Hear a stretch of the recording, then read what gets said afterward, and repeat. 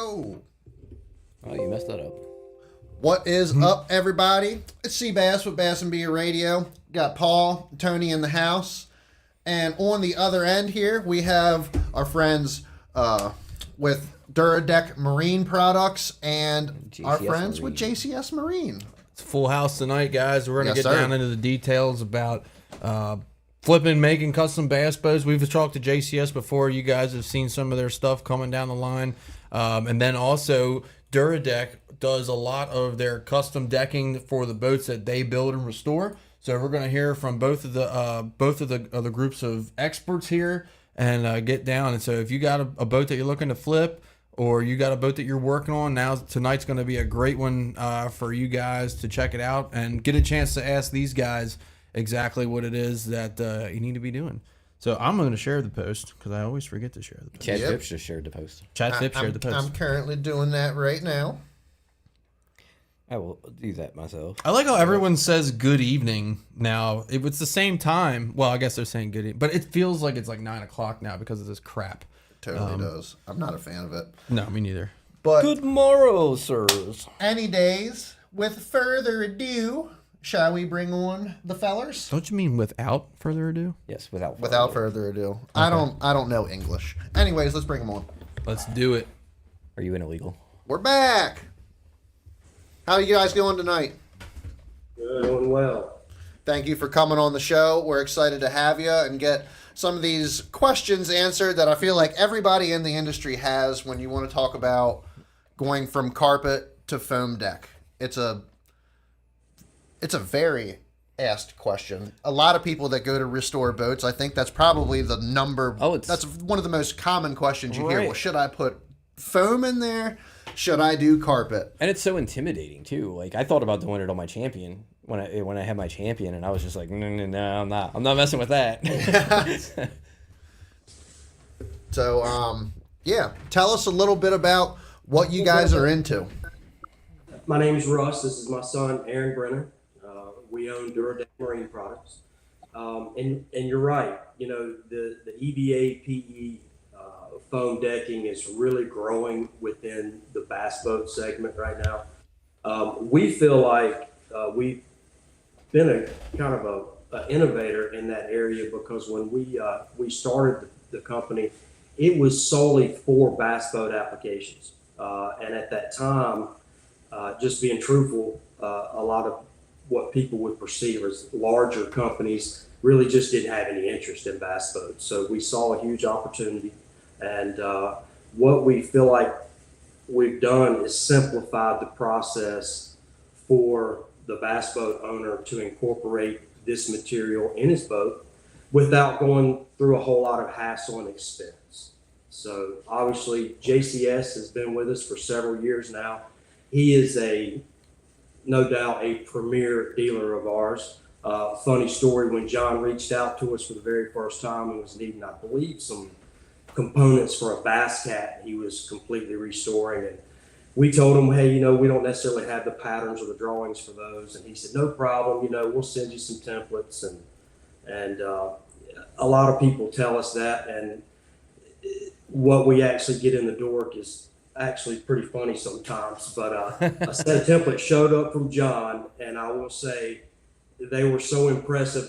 They're hanging out here in the shop on the wall and have been since that day. So we knew that we were working with somebody that knew what they were doing. That's awesome. Real quick, we are having a little bit of a technical difficulty with JCS Marine right now. They are frozen. Yeah, I'm working with Adam right now. So we'll disconnect from them for just a moment, let them do their thing. And then, gents, you guys have the link whenever you're good to go. Come on back on and join us. But we're going to continue the conversation here with our friends at Dura Deck. So you guys said it's now getting big into the bass boat. So how long have you guys been doing this? And what was the original target audience for your product? Bass boats. So we started the company in 2018. And here again, from day one, we saw a huge void in the bass boat market. And this was from my personal experience. At that time, I had a 2018 Ranger 520 that I really was kind of frustrated with the cockpit carpet staying wet literally for weeks at a time. Yep. I kept the boat garaged, and and took very good care of it, like most bass boat owners do. And it was frustrating. So I started reaching out to various companies trying to figure out how to get my boat done. And this went on over a period of probably 7 or 8 months, and just really couldn't get anywhere. And I know when we think about COVID, sometimes there can be a lot of kind of negative impact or stories surrounding it, but ours is actually quite different, because once Aaron graduated from East Carolina University, he was out in LA pursuing his career as a project manager on various projects. And well, I talked to him one Friday, and he was trying to figure out how he was going to get it all done. And next thing you know, he calls me on Monday afternoon and he says, I'm on the way home. It's over. And so, it was a blessing for me. I had already kind of started thinking about starting the company and pursuing the bass boat segment of the industry. And I said, hey, come on home and let's do this thing. And to be honest, as I'm sure you'll find out a little later on, that Aaron's been game changing in the industry, and I couldn't do it without him. That's awesome. I love hearing those go-getter stories with the father-son teams. Yeah, right. That's amazing. Hell yeah. I have a question about your product. Do you is it? I was just kind of poking around on your website, so I noticed I've looked at it. I've seen it before, and I've poked around in there. But do you do all custom work, or is there? Do you have like templates out that if somebody wanted to get something specific for a boat, that you just have it ready to cut and you can send it out to them? The answer is yes.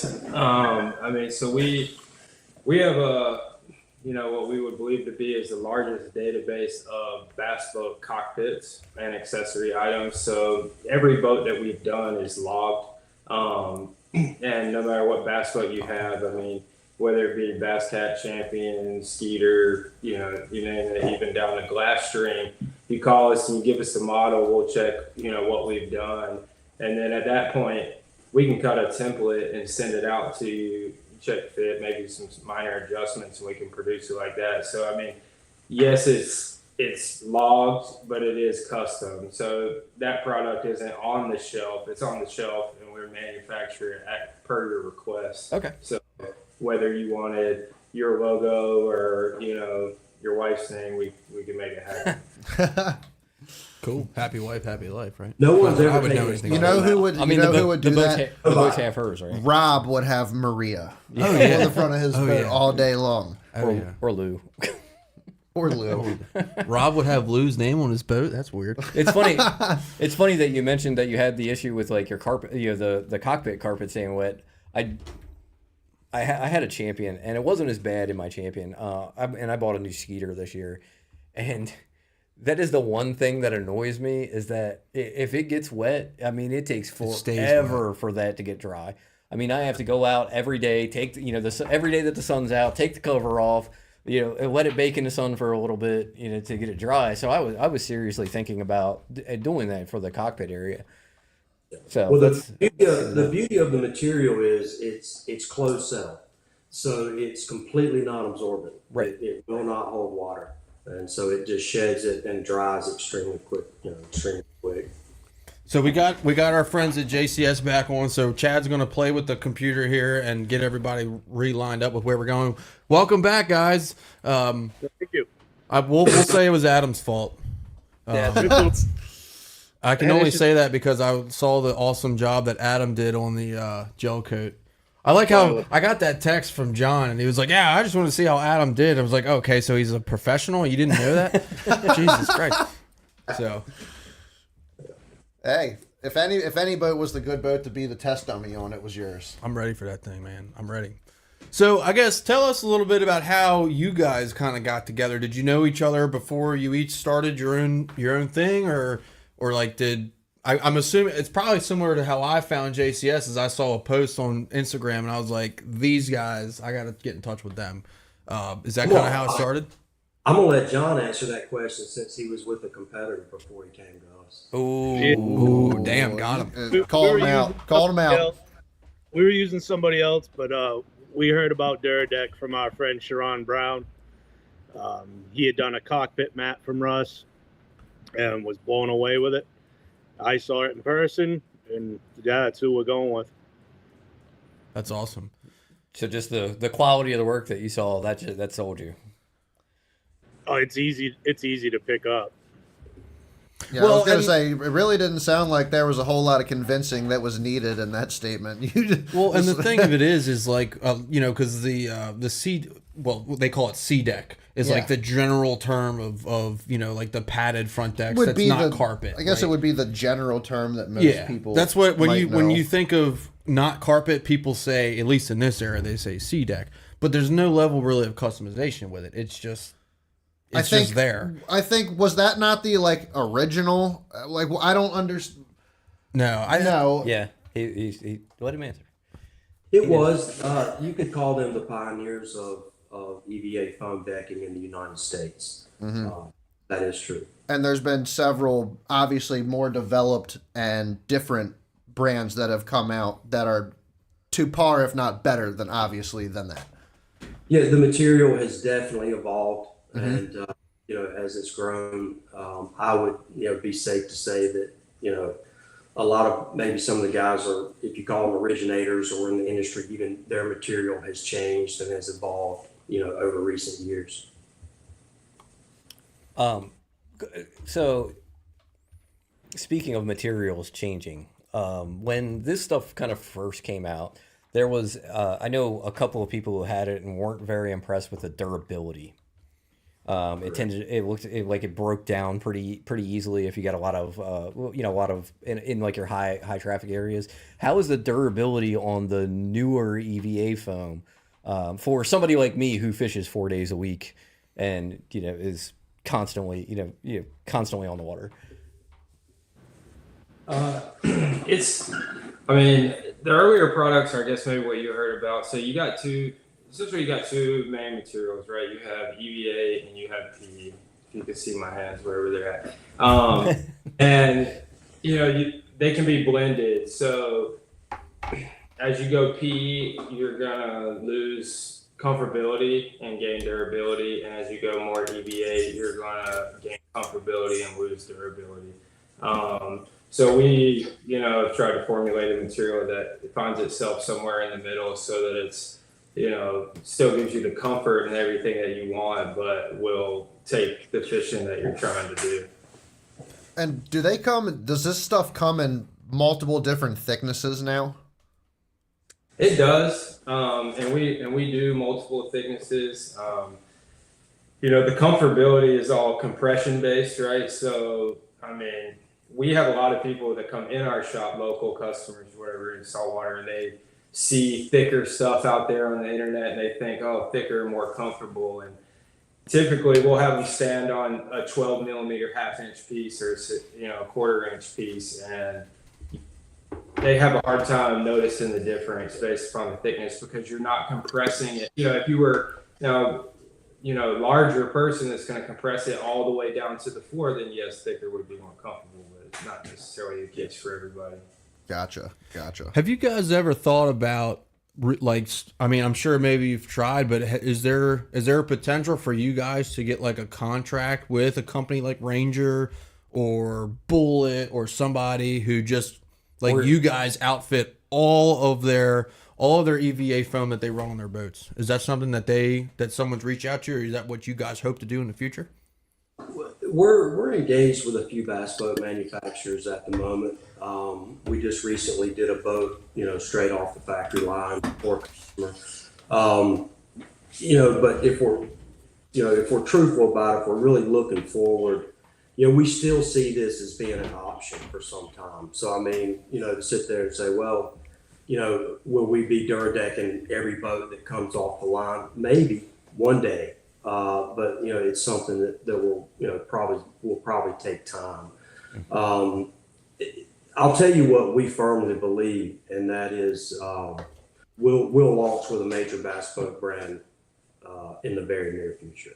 That's fantastic. Because but as we talk about that, the challenge with this product and incorporating it into a complete bass boat has always been, if you look at aftermarket, and even if you look at new boat construction, there's a couple hurdles there. One, so an aftermarket, guy brings us a boat and he says, man, I want the whole boat. I don't want carpet. I hate carpet. Get it out of my boat. And you pull all and strip all the carpet off. And what you end up are with extremely large gaps. I was going to ask this question of how you guys solve that. Right. So what happens is, and this is true story. When I first got going, guys used to literally call me up and beg me, like, just do my whole boat. I just want the whole boat. And I explained to them what the challenges were, and I don't care. I just want to do it. And we held the line. I explained to them that, once we figure out a system, we would be more than happy to do your boat.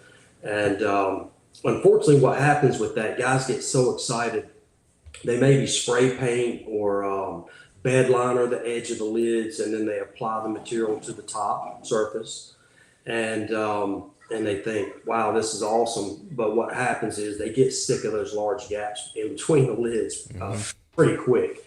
The other challenge is the lids are going to rattle, they're going to clank, and it's virtually impossible in most cases to keep moisture out of the hatches at that point.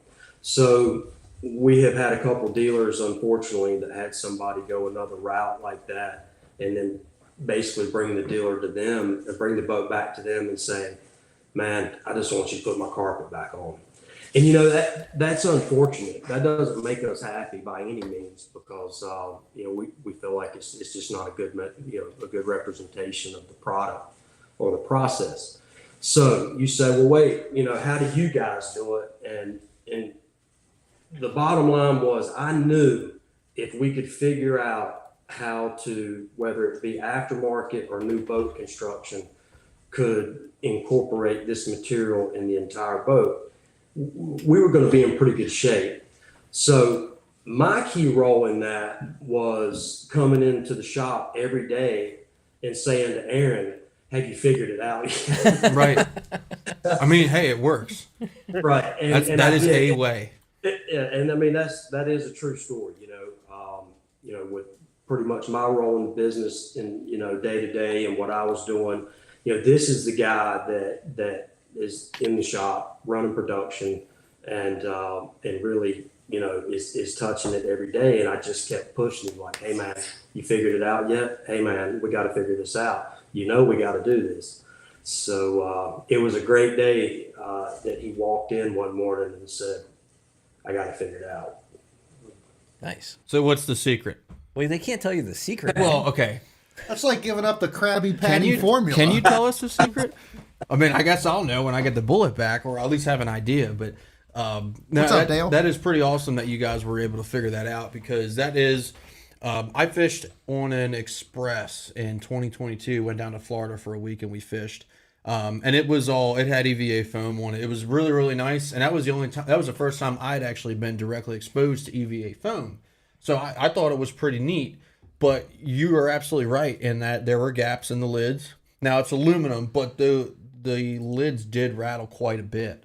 And because of that reason, I was like, man, I don't know if I would ever go this route. But what you guys are telling me now, I mean, it's like the best of both worlds. I have spike-it stains in my Ranger from like when I bought it in 2018, the first time I ever fished out of it. It's not, I catching catfish today when I was supposed to be live scoping smallmouth. They look just like them on live scope, I swear. No, they don't. But there's slime all over. But now there's slime, and But they do when you're not catching anything all day. yeah, right, and the carpet. All right, easy. And the carpet, like he said with the drying, it's ridiculous. I mean, my boat stays outside. It's covered, but it stays outside, so it's like getting that to dry out is a nightmare. And especially this time of year when it's cold in this part of the country, at least. I mean, if you don't, it'll just freeze and screw up your carpet and screw up your lids. I can't tell you how many times I've had moisture in between my lids on the carpet and the lids be frozen together. Look, I jumped on the foam train a while ago. I think it is absolutely superior to carpet in every way. I still like the feel of carpet. Temperature, feeling, not getting your hooks and shit stuck in it. That's a big cleaning. Yeah, that's a good question. Everything about it, in my opinion, is better and superior than carpet. Now, obviously, when I went my direction, I did a crappy John boat build to go run something back in the swamps, and I laid some foam down on some particle board. But I'm telling you, it's still way better than the deck on my fully furnished Ranger. So how do you guys, and he brings up a good point I about like the cleaning. carpet What do you guys recommend It's for, padded for carpet, though, cleaning? so, I mean, most everything should be on top. I guess our main recommendation for cleaning would be doing it when it happens. You know, like I'll keep a cup in my boat. If I got something on my boat, I'll rinse it, right? You know, I mean, I'm not down there with a rag cleaning it, but like you gut hook a fish, you get them out, like just push that, you know, with some water and get it away. That'll help a lot. And then other than that, I mean, we spot clean with, you know, degreasers like 409 or whatever, and then you know, whatever, any boat wash Dawn when you're washing the boat, you know. Wow. So That's Some simple So it's green not- and some simple green Simple. hose. Simple green. We So keep it's simple.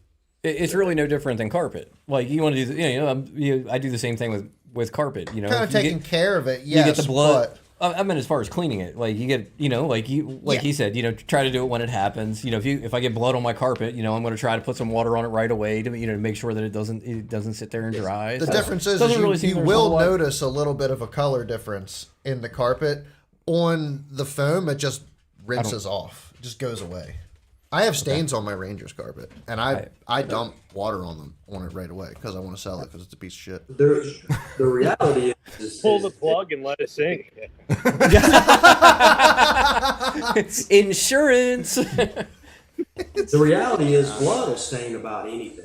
I mean, if, you know, but just wetting it and keeping it from drying, you know, like that is kind of a game changer.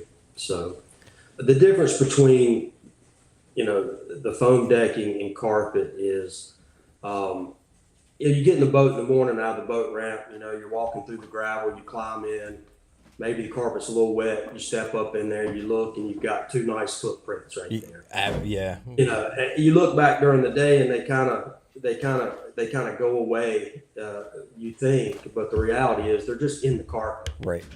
So with the foam, everything will be up on the surface. So cleaning is just so much easier. Yeah, you don't have to get down there and, you know, do the old Barbasol and scrub brush. Barbasol. Yeah, that's definitely a lot easier. I mean, I'm definitely interested in your product. I might have to give you guys a call because, like Tony said, you know, this time of year, me and Tony fish all winter. So, Like idiots. in my boat, like if it's like late fall, November, I try not late in the winter. I try not to fish in the rain, but you know, in November you get caught in the rain, and then it's like then it 40 freezes, degrees. It's yeah. like 40 degrees for the next 3 weeks. You know, and you come out a month later, your carpet's still wet. You know, it's not as bad in the summertime when it's warm, but in the wintertime, that is like my biggest annoyance. So I might have to give you guys a call. Call JCS. Yeah, JCS. I have a question. I have a question about your Dura Deck and your colors and your design. I would love to get into. So, what kind of? You guys have some beautiful designs. Oh, yeah. I mean, like obviously we've seen some of the stuff that the JCS got going on. It is freaking black and lime green everywhere. What is that? So do you Have you seen some of you have foam that is all green on the inside and just black on the outside, and then you use like a CNC machine to engrave? And then like the patterns. Yeah, with all the Those patterns patterns and are whatnot in it. So all the products that I mean, not all of it, but it's 90% of the product that we stock is dual layered, right? So it's a 1/4 inch thick or 6 millimeters, and it's 3 millimeters of one color, 3 millimeters of the other color, and then we use a CNC machine to expose the bottom layer. We lost them. Up and they're gone. We lost him. Adam, can you send our buddies a text real quick? I don't know why we lost him. I'm on it. We're on. It was like mid gone. It's like the South Park. And So it's gone. And it's gone. So while we're waiting for them to get back, I'm gonna need a cockpit mat for a 2023 Skeeter ZXR20. All right. And it's gone. Do the whole boat. It's hilarious. No. I like my carpet. I'm a big fan. No. Big fan of my carpet. Death to carpet. Plus, it's brand new, and I don't want to spend that much money. Hey, carpet was really good in the 80s. I'm definitely but, deaf yeah. to carpet. I just spent $70,000 on a boat. I'm not not trying to redo everything. in it. Russ. $2,000. There you go. Yep. But I would like that cockpit mat. I really like that that idea, because that's always the problem that you have with the drying is just the cockpit. Everything else dries fine. Yeah. Tony should have a few pictures. He can I've show seen you. I've seen them. Did Yeah, you we send them to my Facebook? I sent them to your Facebook, so we're gonna pull those up while we're waiting for the gents to get back with us here, or Chad's gonna work on pulling them up. But so I guess while we're waiting, what do you guys have? I know you guys always have some like crazy builds going on. What's like what's the newest one? I know I saw the aluminum boat. That's pretty awesome. Do you guys have any more like just super rare boats? Where are we at with that 20cc, by the way? I'm curious. The one that I saw when I was up there. We're trying to get that done for the Northeast Fishing Expo at the end of January. Okay. Ooh. Cool. Little Vexus action. Oh, there it is. That's the champion. That's the famous champion. Oh, there. Oh, wow. So the cap's back on that thing too. Wow. Ooh. Yep, the trailers behind it kind of blends in a little bit. Lots of white. All white. I like it. We're scrolling through some pictures over here, looking at some work you guys have done. Let's see. We're gonna go to We're gonna pull up. image slideshow.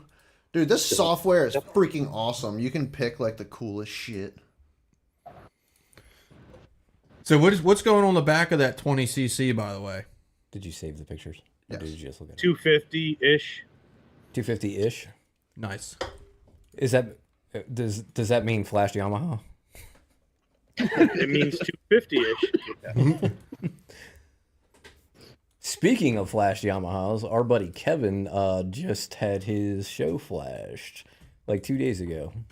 Big difference. Yeah, he needs to get it propped right, but he said he's noticed a huge difference from like low to mid end. He said it's insane. He said, but it's Oh, that's the prop he has sucks, so he definitely needs to repop it.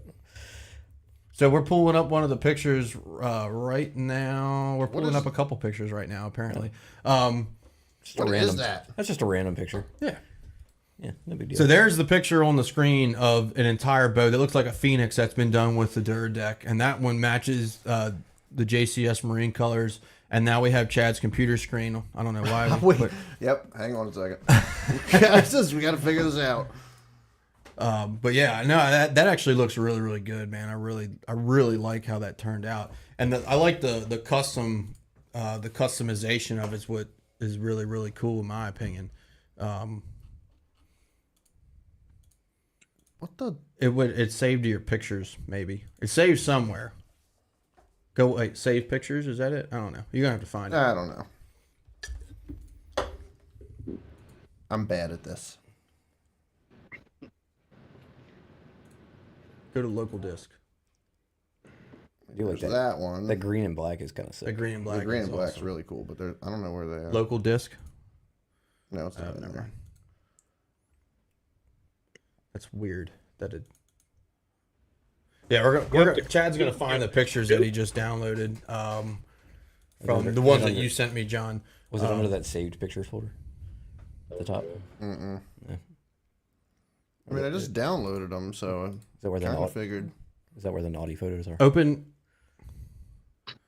If you go to your downloads again, up in the thing. Yeah, go to Yep. downloads, And then go to the first one. Now see the folder location. Open that.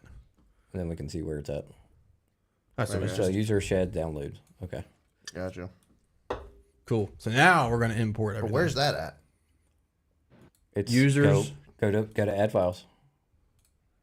All right, and then go to downloads. I'm in downloads. Go down. Go to user. Sorry. Oh, yeah. User. This PC. Go to local disk. See where it says local disk? Down, there. Computers suck. There it Yeah. is. Yep. Now go to downloads. There should be a downloads folder there somewhere. Down one. Yep. It's all the one. same shit. Anyways, I give up. Whiskey Tango Foxtrot. We'll figure it out. But anyway, Are they? did Russ get back in by any chance? Yes. All right. Now we There got they him are. back. All We right, got you they're guys back. All right. Cool. You guys, can you guys hear us? Yeah, we Yeah. got you loud and clear. Perfect. Don't know what happened with that disconnection. You were in the middle of talking, and then all of a sudden it just went. Bloop. Yeah.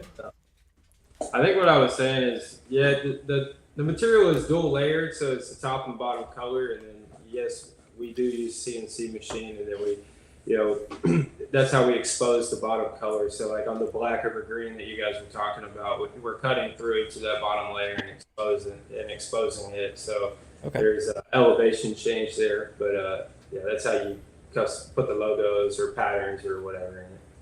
And now, you guys are obviously doing that on pretty large pieces of foam. So I imagine the CNC machine is a pretty decent size, and you have the ability to actually do. I've seen like stuff that you've done in your pictures is almost like fades into the color, which is pretty wild looking. Yeah, you're talking about like on the edges of the lids? Yeah, it's Or- almost like it goes from full thickness and slowly tapers down into like the underneath color, and it's almost like a fade in a way, and it looks really good. Yeah, we have a large combination of different bits and stuff we use to achieve different effects, depending on the size of the logo or where it may be at, or, lots of factors. Let's see here. I know I had a. Where's this at? There it is. I'm shopping on your website right now. It's in the top left. Yeah, it's there in you the go. top left. So we're gonna blow up this picture real quick, just for everyone to take a look at. But this is what we're talking about. So this is this is one of your guys's on. It looks like a green Phoenix. This looks amazing. Is it primarily green or black? It's the base layer is black, and then it's like a lime green on there. That's Yeah. the Phoenix that JCS Marine did. So what that's featuring is our Dura Wrap system. So for the guys that are listening in, and they're saying, well, what's the difference between you and what you described as far as sticking the material on the top? So if they pull the carpet off, our system will actually build the lid out. We can redimension it before we wrap it in a one-piece construction. So our material will come down the sides of the lid, back underneath, and back up, just like their carpet does now. So by redimensioning the lid and the opening before we wrap them in a one-piece construction, on an aftermarket boat, we can close that gap to, say, roughly a 1/4 inch. So it is greatly reduced, but the key feature is it wraps all the way around. So now that when you close that hatch lid and you have the compression latches set properly, it will seal that hatch off. So no more lid rattling, no more clanking, and most importantly, water or moisture in the hatches. And I want to speak to that from experience if I can. I'm a Ranger guy. Aaron was raised a Ranger guy. My last purchase was what I thought for many years would be my dream boat, and that is a 2015 Ranger Z520 Intracoastal. So we're here located on the Cape Fear River. We do bass fish, we do redfish, chase trout, and I just thought this was going to be the perfect boat. And I have no issues with the boat itself. I've owned this same hull 3 times. But this lid does have 2-piece gel-coated fiberglass lids in it, like a saltwater boat. So, you guys know what I'm talking about? Yep, yeah. Exactly. Right. And so it came with JCS, you guys following? Yeah. Oh yeah. Oh yeah. Shit, they probably built the damn thing. Yeah. Probably so. So it came with a competitor's foam or something on it, and we took that out obviously and kind of tricked it out a bit with our own product. But what I thought was going to be so cool, actually, I've not been that crazy about, and that is the lids are heavy.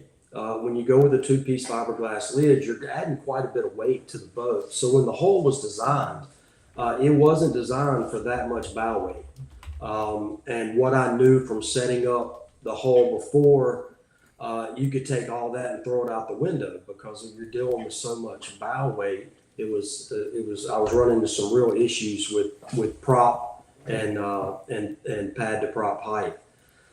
Secondly, I can't keep moisture out of the hatches. And of course, this just, if you think wet carpet drives you crazy,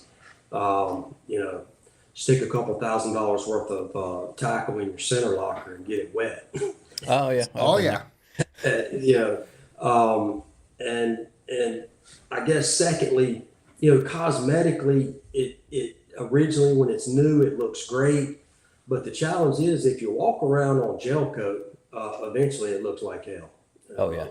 And that's just the fact. So, you end up with these, beautiful fiberglass lids that end up dinged, chipped, scratched. You walk on them, wear them. Surely, nobody likes to incur the expense of having to recarpet the boat or even Dura Deck it.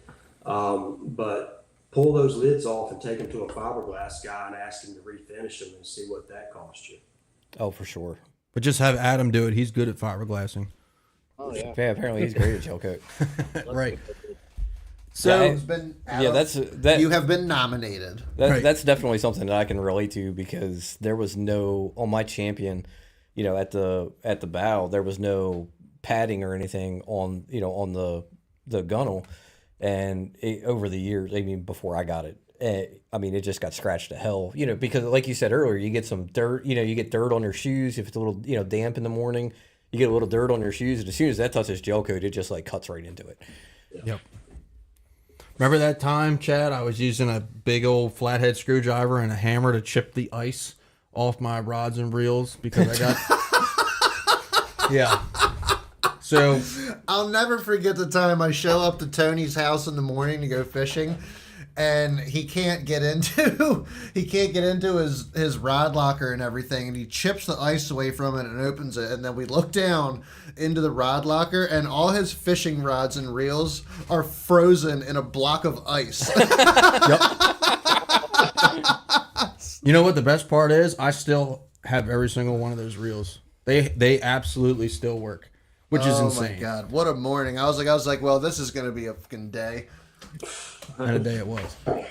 I've done everything from like you said, like with a screwdriver, like trying to get chip ice away, to sitting out there with a hair dryer on the deck. Oh, it's the worst. Just the worst. Just to get your your lockers open. Yeah, it sucks. You don't have that problem with foam. No. And it's because I have an older boat. I'm running a 2000 Ranger 518, so I love the boat. It's my last year with it until I get this bullet. It's my last year with it. It's been a great boat, but there's no water. All the waterproofing is totally dry rotted and gone at this point. Like you're getting water in your compartments. It's just the way it is. So, and if it freezes, then you now have ice in your compartments. I got water in the compartments in my Ranger from the factory. Nice. Did you get it from the factory? Well, that's where it came from. Came from the factory. And Somebody dumped a water bottle down there. Picked it up at Bowers, and then it just gets wet ever since. That's interesting. Kind of like your Skeeter. My Skeeter doesn't get wet anymore. Not anymore. I just never took the time to fix my problem. I didn't fix my problem either, other than realizing I was an idiot and my driveway's on a slope, so all the water was running to the front of my boat. Oh goodness! And then once I got the cover adjusted and jacked the front up a little bit higher, I was good to go. Is the EVA foams, your Dura Deck, is that applied with the 3M, or how do you guys apply that so that it doesn't come out? Or It's it's a pressure sensitive adhesive, PSA adhesive on the back. Not 3M brand per se, but comparable product for sure. Okay, I Okay. got you. Very, very sticky. Yeah. Yeah. Very sticky. I'm guessing you got some Is in there your any- beard at one point. Is there a story behind that? Push it against my arms when I do have trimmings and whatnot. Yeah, it takes all your arm hair with it. Nice. Yeah, I mean, it's when you have to take it up, it's not fun. You might want to take lunch before and calm down.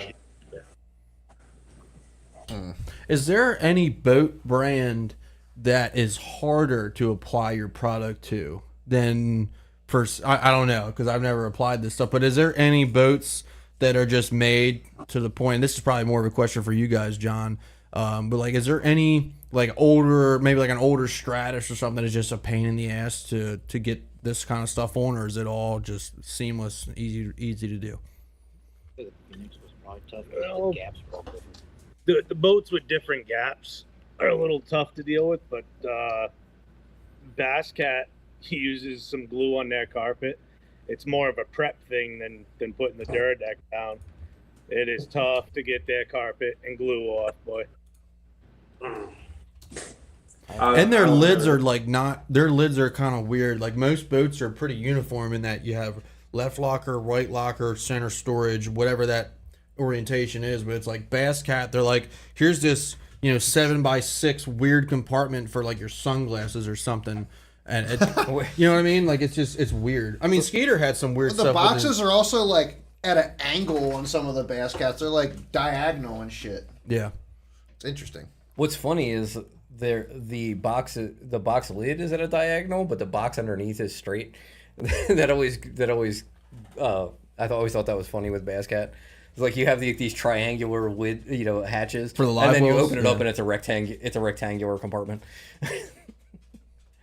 So I always just thought that was kind of funny with Bass Cat. Here's a question about when talking about deck lids. So for boats like Falcon and stuff like that, where the lids kind of open in that other way, where I don't know what the name for that is, but instead of opening to the side, they open up long ways. Do you guys have to do anything special for your Dura Deck on that, or is it work the same way in terms of closing the gap? I mean, there's nothing special. I mean, the lids are the lids, so I mean, you strip them off. And we lost. No, we lost them again, What did you say? And and it's gone. And it's gone. Well, while we try to get the guys back on, John, have you guys had to deal with any lids like that? I mean, you guys probably don't see a whole lot of Falcons up that way, do you? Well, I We mean, see it. Do you? Go ahead, John. It doesn't change the way we put the product on. Oh, I think he's back already. Yeah. Okay, we got him back. So you guys were saying about the Falcon lids. Strange things are happening. No, I mean, each boat has its own challenges in the way that they, design the deck or lay things out. But once you get it down to bare metal, fiberglass, or whatever, the application process is all the same. I mean, there's different nuances on the way that we have to cut things based upon the size of the radiuses they use on inside corners or the angles that they did this or that. But once that's figured out, the application process it's all pretty much the same. I imagine those Falcon rod locker lids aren't really any different than a center compartment, right? No different. Yeah, that's kind of what I was thinking. Yeah, I didn't even think about that. Yeah, that's true. I'm pretty sure you guys did answer this earlier, but you have have you guys ever had anybody come in the shop that just wants every single square inch of that boat put in Dura Deck? I mean, inside the rod lockers, inside the bait locker, I mean, everything is C-decked. Nothing is not Dura Deck. Sorry. Nothing is not Dura Deck. EVA foam. The champion you guys loved. You were the first person I thought of. You've actually had a couple. Yeah. Yeah. We'll put it on the hull. It don't matter to us. Yeah. For as much crap as we Not hit going in to the guarantee gun, how it runs, but for as much crap as we hit in the gunpowder, it's probably not a horrible idea. Well, I gotta say, if you hit a rock or something with it, it would probably significantly help out. Yeah, probably not. it just wouldn't Depends sound how like fast metal. you're going. If you're just, you know what I mean. Might slow the water from getting in. Right. Yeah, yeah, right. Slow water beginning. If I'm drifting down the Susquehanna and I just bump a rock, but I got that nice Dura Deck on the outside of my boat, no scratches, no. It's like you hit a dings. pillow. Yeah, exactly. Yeah, It's except like you're- having a My Pillow surrounding your boat. Yeah, I mean, if you want to sacrifice, 20 miles an hour in speed, 20 miles an hour, and eventually probably an additional couple 100 pounds in weight from the water Right. saturating it. well, it's closed foam. It doesn't absorb water. Never, ever, not all I even know. if it's in water for days. I don't know. No, I mean we put them on trailer bunks and on trailers, and I mean it dries. Really? That's to dry anywhere else. So you guys are doing trailer bunks and everything too. But not necessarily the bunk side. Trailer the steps. Like the fenders, yeah, the steps and stuff. Okay. Well, I mean that even if so, That's I pretty was cool, I was actually. surprised because like hearing like you put it on trailer, you have to have a durable material to take a boat on and off Yeah. of something like that. So I mean that kind of speaks for durability. And that's a problem with carpet too. With an older boat trailer, once your carpet starts coming off, you have exposed fiberglass, screws, stuff like that coming out. So and I mean, if you're putting it on a fender, Wood. that's added padding. Yeah, wood too. It's wood. Not you don't really have any fiberglass on there. I do with my fenders. My fenders are fiberglass with carpet. There's wood under that carpet. It's either wood or board. Oh yeah, you know what? You're right. It is wood. Then it's drilled into the fiberglass. Yeah. There are some that's fiberglass with Bass Cat. Really? Like it's just carpet on fiberglass? Yeah, it's a Yep. full fiberglass fender, Wow. and it's just stuck to it. No. Crap. And then you blow your Didn't know tire that. and you don't have a fender anymore. I have seen that. Or- happen. Or a side of your hull. Yeah. Yeah. Mine was literally stuck on dusty particle board, and it's 5 or 6 years old, and it is. You ain't pulling that up. You're gonna Oh, have on to the take John the whole boat? deck out. Yeah. So it will work on particle board as well. Nice. What would you guys say is the coolest design you've ever done? Because like in my head, and Shit, that JCS boat's freaking pretty. well, here's could you guys do this, right? If somebody came to you and said, gave you a lake or a map of their lake and said, can you do like 10-foot contours for the whole boat design of the lake? Yeah, I mean we could do it. Yeah, I mean if you if that's what you wanted, and you could pull up your C map or whatever it may be and screenshot it and get it to us, we can figure out how to make it happen for sure. We can do it. Be interesting. That's Yeah, I mean awesome. we've done boats where we just did one a couple weeks ago here locally where the guy had some pretty crazy stitching in the seats, and we recreated it and put it all throughout the floor. That's cool. Wow.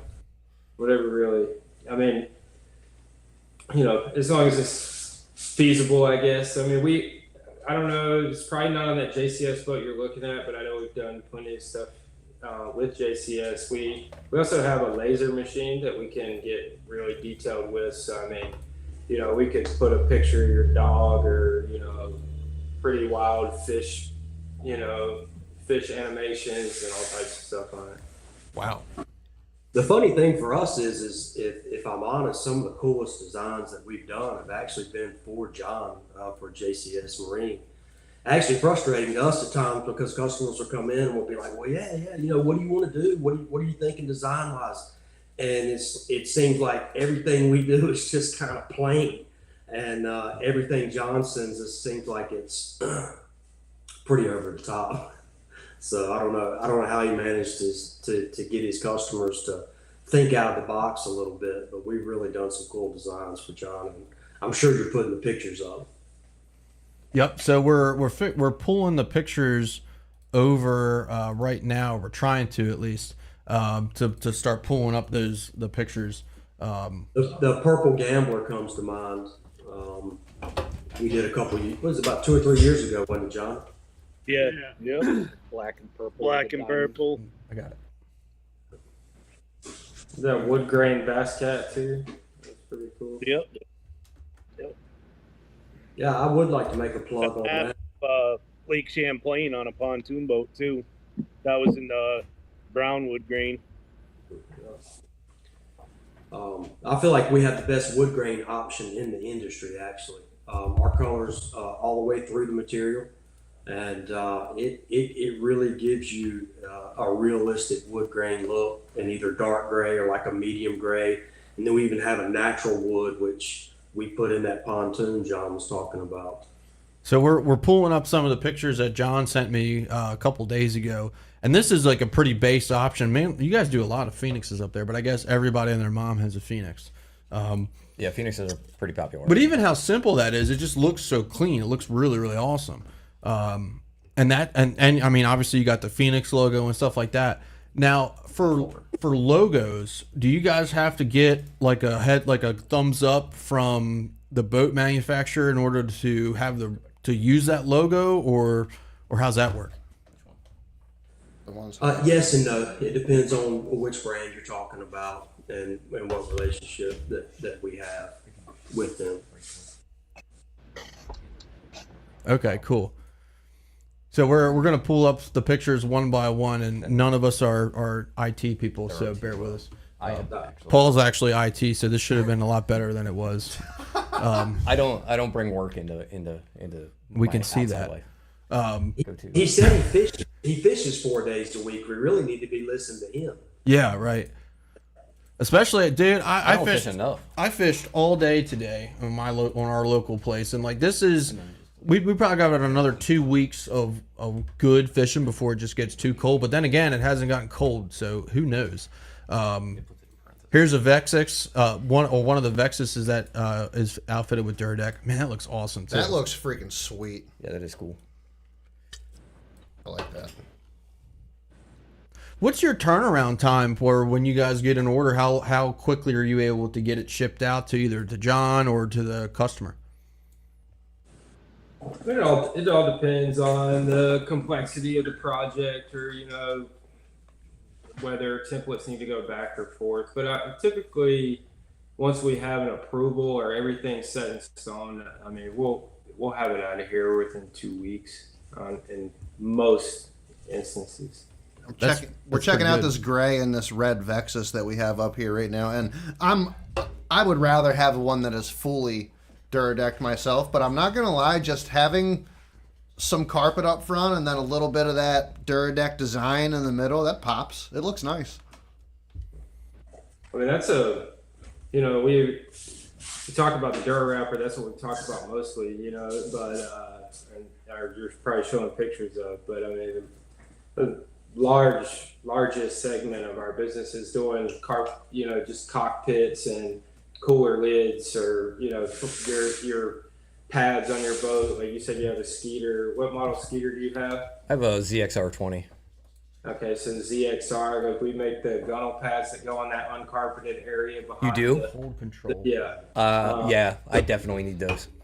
Yeah, so we'll have guys, call up and they just want to get rid of the cockpit. So we'll do the cockpit. We'll do in that first step area. We'll do the Dura wrap on that third step. That right in front of your center locker, and then bow pad, all your foot pads, and kind of replace all that. So you do get that contrast of carpet. You can get the benefits of the product in the kind of the most common area that people have problems with, and then still keep your carpet everywhere else.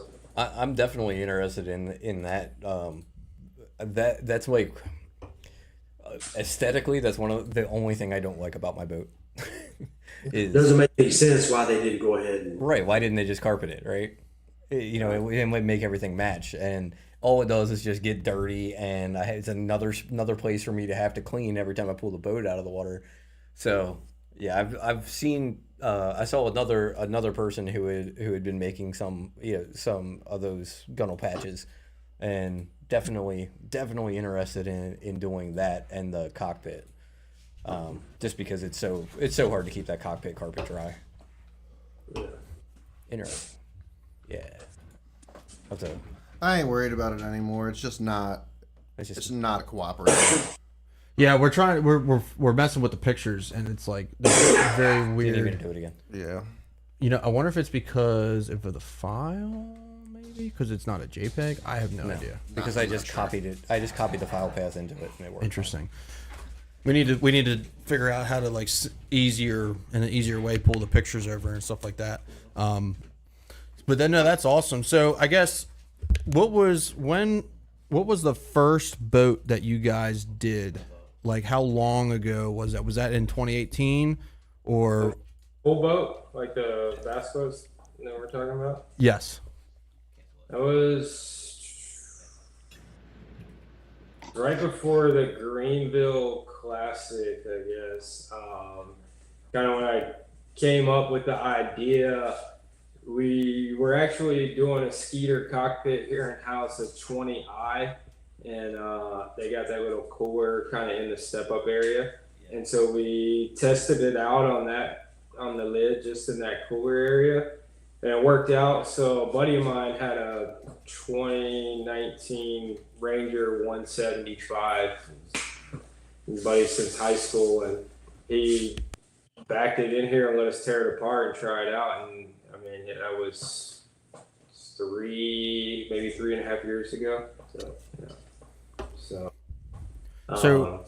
So Russ, what made you decide that you wanted to make Dura Deck a full-time thing? Like, when did you decide that, like, this is what I wanted to do? And what did you do before you did Dura Deck? So I actually come from a carbide tooling background, 22 years manufacturer's rep. In the latter part of my tooling career, I called on large manufacturers, cabinet manufacturers, panel processing, some of the largest plants in the U.S. So CNC was kind of my thing. I knew how to tool them up, knew how to make them run. And like I said, we started out the show. It was extremely frustrating to not be able to get the product for my boat. So I did source some material, and we started playing with it once Aaron came back from Los Angeles, and we got in the shop and we started trying to figure out how to fabricate it. Being honest with you, it's not easy. Even with all my tooling background and all of my fabrication experience, we had a bit of a learning curve. And then, once we figured that out and we saw it, if I'm honest with you, man, I did this out of my garage and worked a full-time job for almost 2 years. In fact, when we moved into this building, the first 5,000 square feet, I was still traveling nationally as a national accounts manager and trying to, juggle both, while Aaron stayed here and took care of the day-to-day and saw over the production. So I've only been full-time in it, about 2 years now, that I was able to walk away from my job and become a millionaire. That's super cool. That's the goal. It's gotta be a good feeling. Right. John That's knows. cool, man. John knows. That's Yeah, fantastic. It just got a little bit easier to become a millionaire. What was that? For some, not for me. I've been in the Army for almost 5 years. It's longer than that, but I've been. It's Michael Vick's house. Got a dog fight going on. That is not what's happening. No, they just play. It sounds like a fight, but they're just. But anyway, I've been in the Army I commissioned in 2020, but I was at military college for a long time, and it's like for me, that's what I'm going to do for my whole life, because it's not super hard, but it's also not boring either. I could never take a risk like you guys do. So, Tony, what's your favorite flavored feel the crayon? the brown one. Well, that's Marines. It looks like dirt. So, are we keeping track? So, you guys are on your first shop. John's on his fourth shop or third? Third, about to be the fourth. About to be the fourth. How are you going to take all that charm from where you're at now and convert it over to the next place? We just need more space. Are you guys going to what about the buildings next to you? Could you build, or could you buy those compounds out, or are they not for sale? They're not for sale, but we're literally moving about 150 feet across the parking lot. Oh, wow.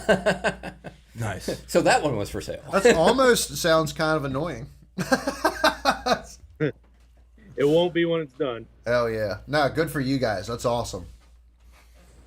So, Russ, have you and Aaron ever made it up to JCS? Because when I pulled up in May, I was like, oh my God, this place is huge. Dude, it was cool as hell. Just like, because in the back line, like behind the shop, there's like 50 boats and there's like 3 bullets. And I'm like, oh, I want all of them. Like, I want all of it. But It's like Tony's toy store. Yeah, pretty much.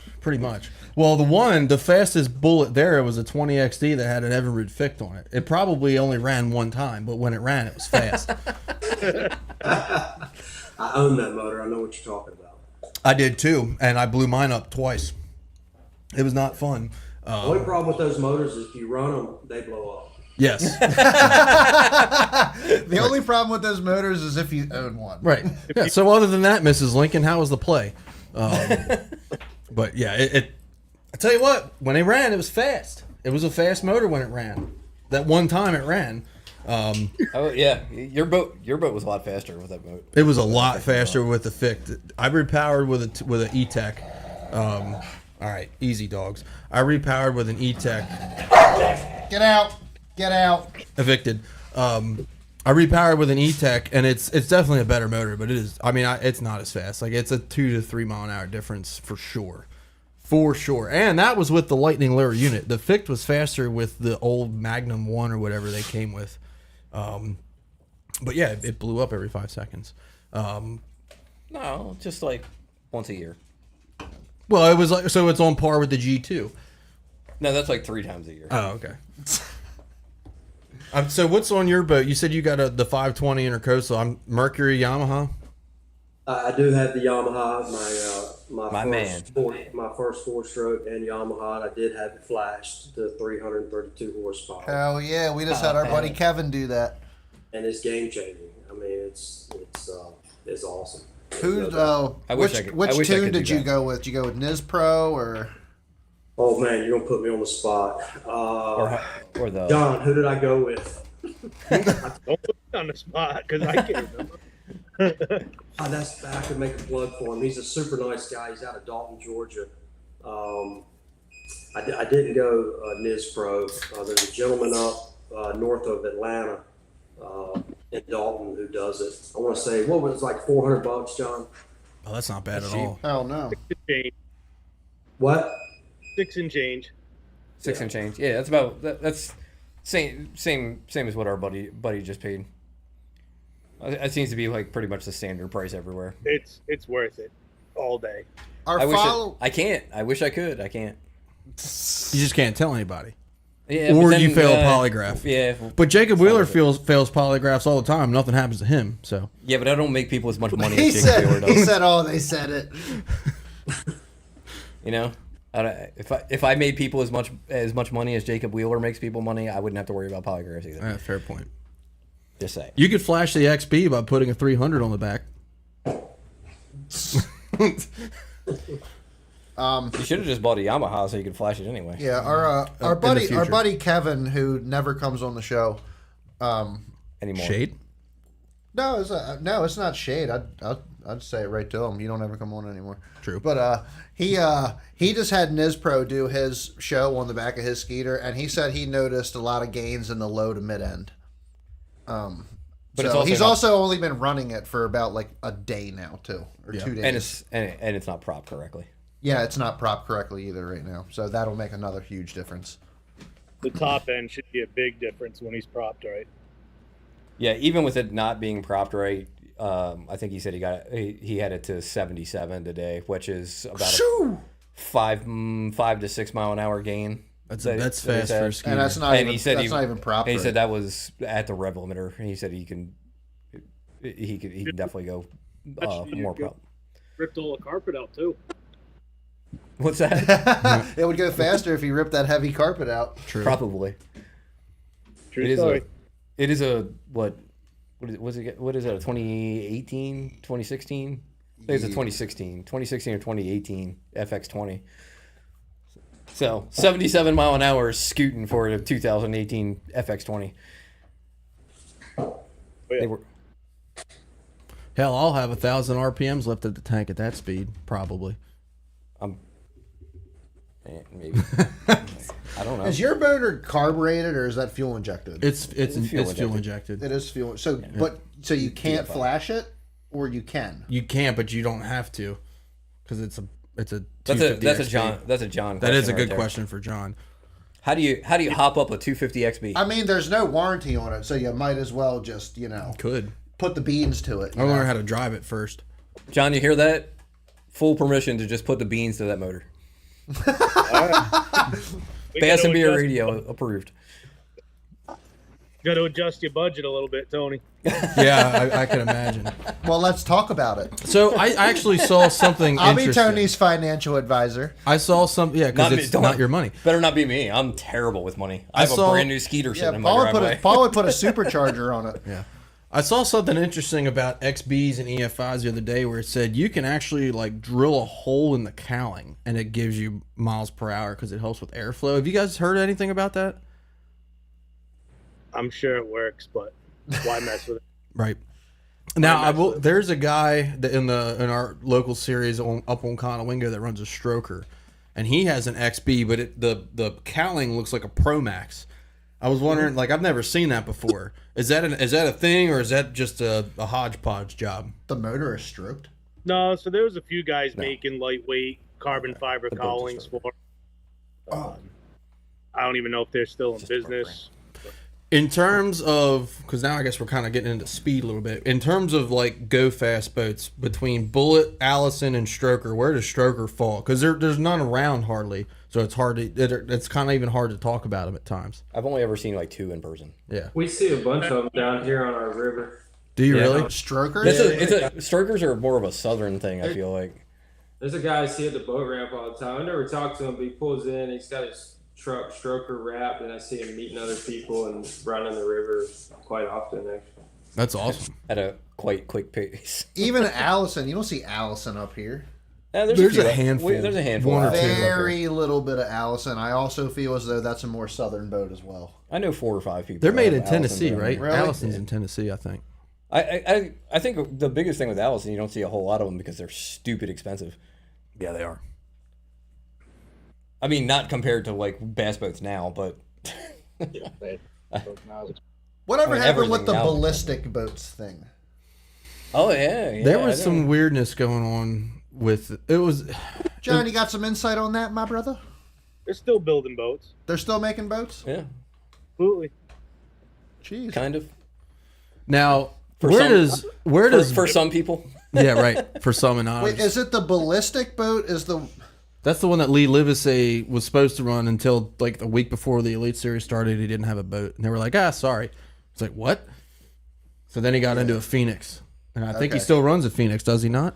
Is No, he's ballistic running the one? Express now. Is ballistic okay. the one that's trying to achieve like 120 miles an No. hour on stock 250 or something like that? Something ridiculous. I don't even know who No, could do that. that's Not probably- 120. That's crazy. That's but usually the fight between Bullet and Allison. I feel like ballistic boats is trying to do something like that right now. I saw something recently. It's just not on the top of my mind right now. Ballistic's just building probably the best hand-built boat out there, period. Yeah, Really?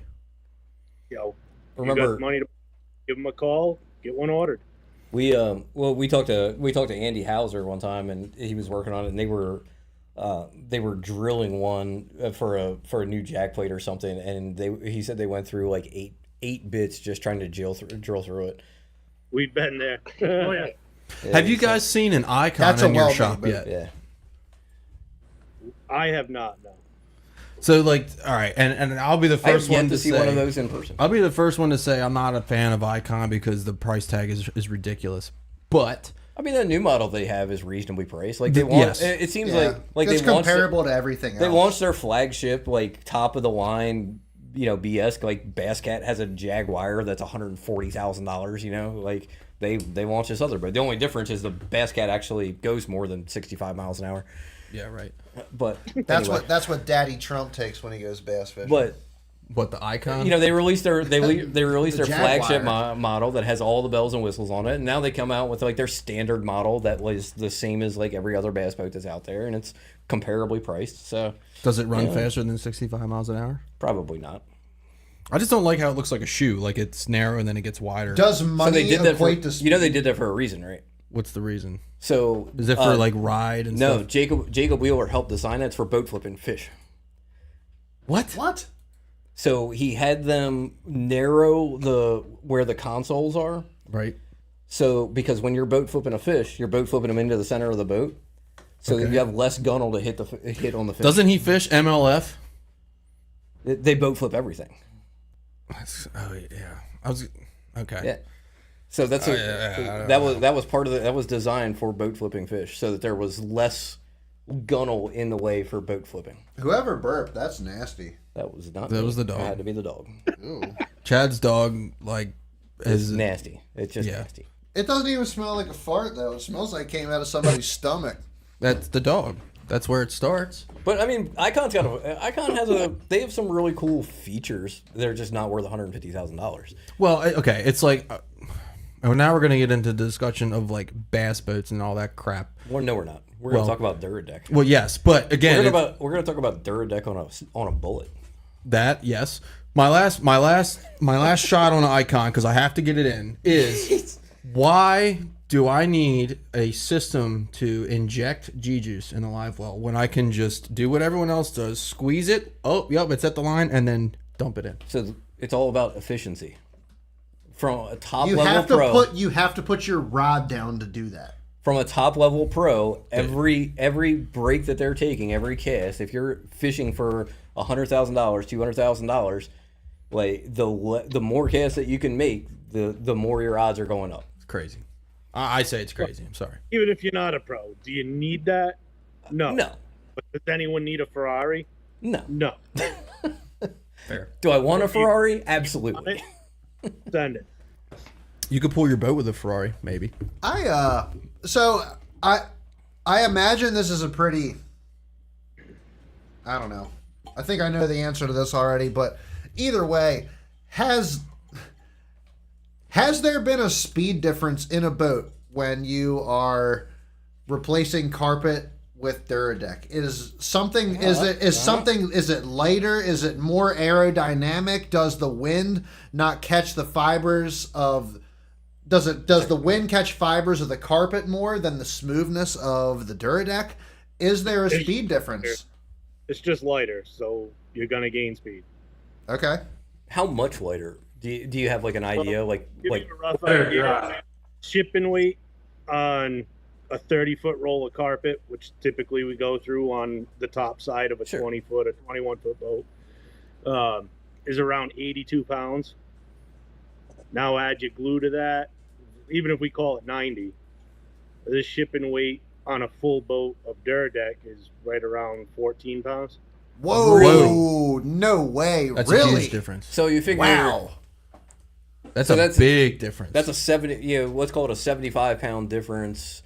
Most And of a that lot of weight's on the front. So Hi, Monica. Thank probably you for joining 2/3. us. So I that's- did not know that's that big. That's a difference. taking like 50 pounds out of the front of the boat, give or take, something like that. I mean, yeah, If you that's Carpet out of the compartments, the rod lockers, And that's Yeah. dry carpet and that's the weight of dry carpet. Right. The guy said, without sand. in that it, stuff like gets it's wet, brand new. and no matter how clean you keep a boat, if it's brand new or not, we pull that carpet off, and there is dirt, packed in dirt under that carpet. Oh, for sure. I did not realize. I did not expect the difference to be that. that Yeah, big. no, I wasn't. It's a huge expecting difference. that. So, difference. I'm really happy I just Interesting. asked that question. That is Wow. Yeah. that's a huge difference actually. Yeah. Yeah, like Jim said, that's like the difference between swapping an AGM to a lithium. We talk about how big of a difference that makes. I mean, And guys, I know I did ask you a question earlier about thickness of the foam, but what thicknesses are actually offered? Can you go from a 2 millimeter to a 10 millimeter? What do they have? Like, what is actually offered? I mean, we typically go in. Base is 6 millimeter. We can do 6, 9, 12, Okay, 15, 18. you just stack it on top of each other for the thickness that somebody wants. Is that how that works? No, I mean it's a little easier, a little bit more complicated than that. Essentially, yeah. I mean, the material is getting thicker, and at some point by doing that, but it's not. We're not just taking 2 sheets and sticking them together and sending it to you. It's heat laminated and it's manufactured at that thickness. Okay, I got you. and what's Right on. what's the standard thickness that you're Standard would be 6 millimeters. 6 millimeter? That's what you're seeing on any pictures that we're pulling up now, or any cockpit mats that we've done. Okay. Rarely will we do like a triple color, or if you see like a triple color, like you mentioned on that Express you fished in might have had 3 colors on it. I think they do a lot of that. That's typically around 9 millimeters. Okay. So like do like a all right, I'm just to do like a Rasta theme. Oh my god. So you want to do like a Rasta theme type deal? That is something that's in the works. You can do something like that. Oh yeah. Yeah. That's tight. That's pretty cool, actually. You would. Take it easy. More importantly, you can do old school duck hunting camouflage. We can do duck camouflage. That's Whoa, that's the seller right there. Let's go. All I want is that dark gray ocean blue with that topo pattern and a Skeeter logo on it, and I'm good. Hey, this guy knows what he wants, John. Sign him up. Right.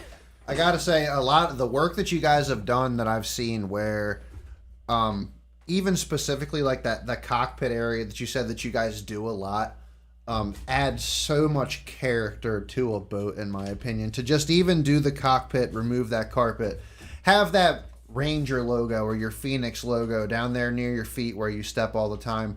I think it really adds a nice element to a boat. It looks really, really nice, and that's also a place that's your low spot in your boat as well. So you're going to have water collect in your lower spots of your boat. Yep. Obviously, you have drains, that's and that exactly is a what I was place saying that earlier. you want to have Right. good traction and no water buildup. How was your? I have a question because this came up with somebody who put an EVA foam.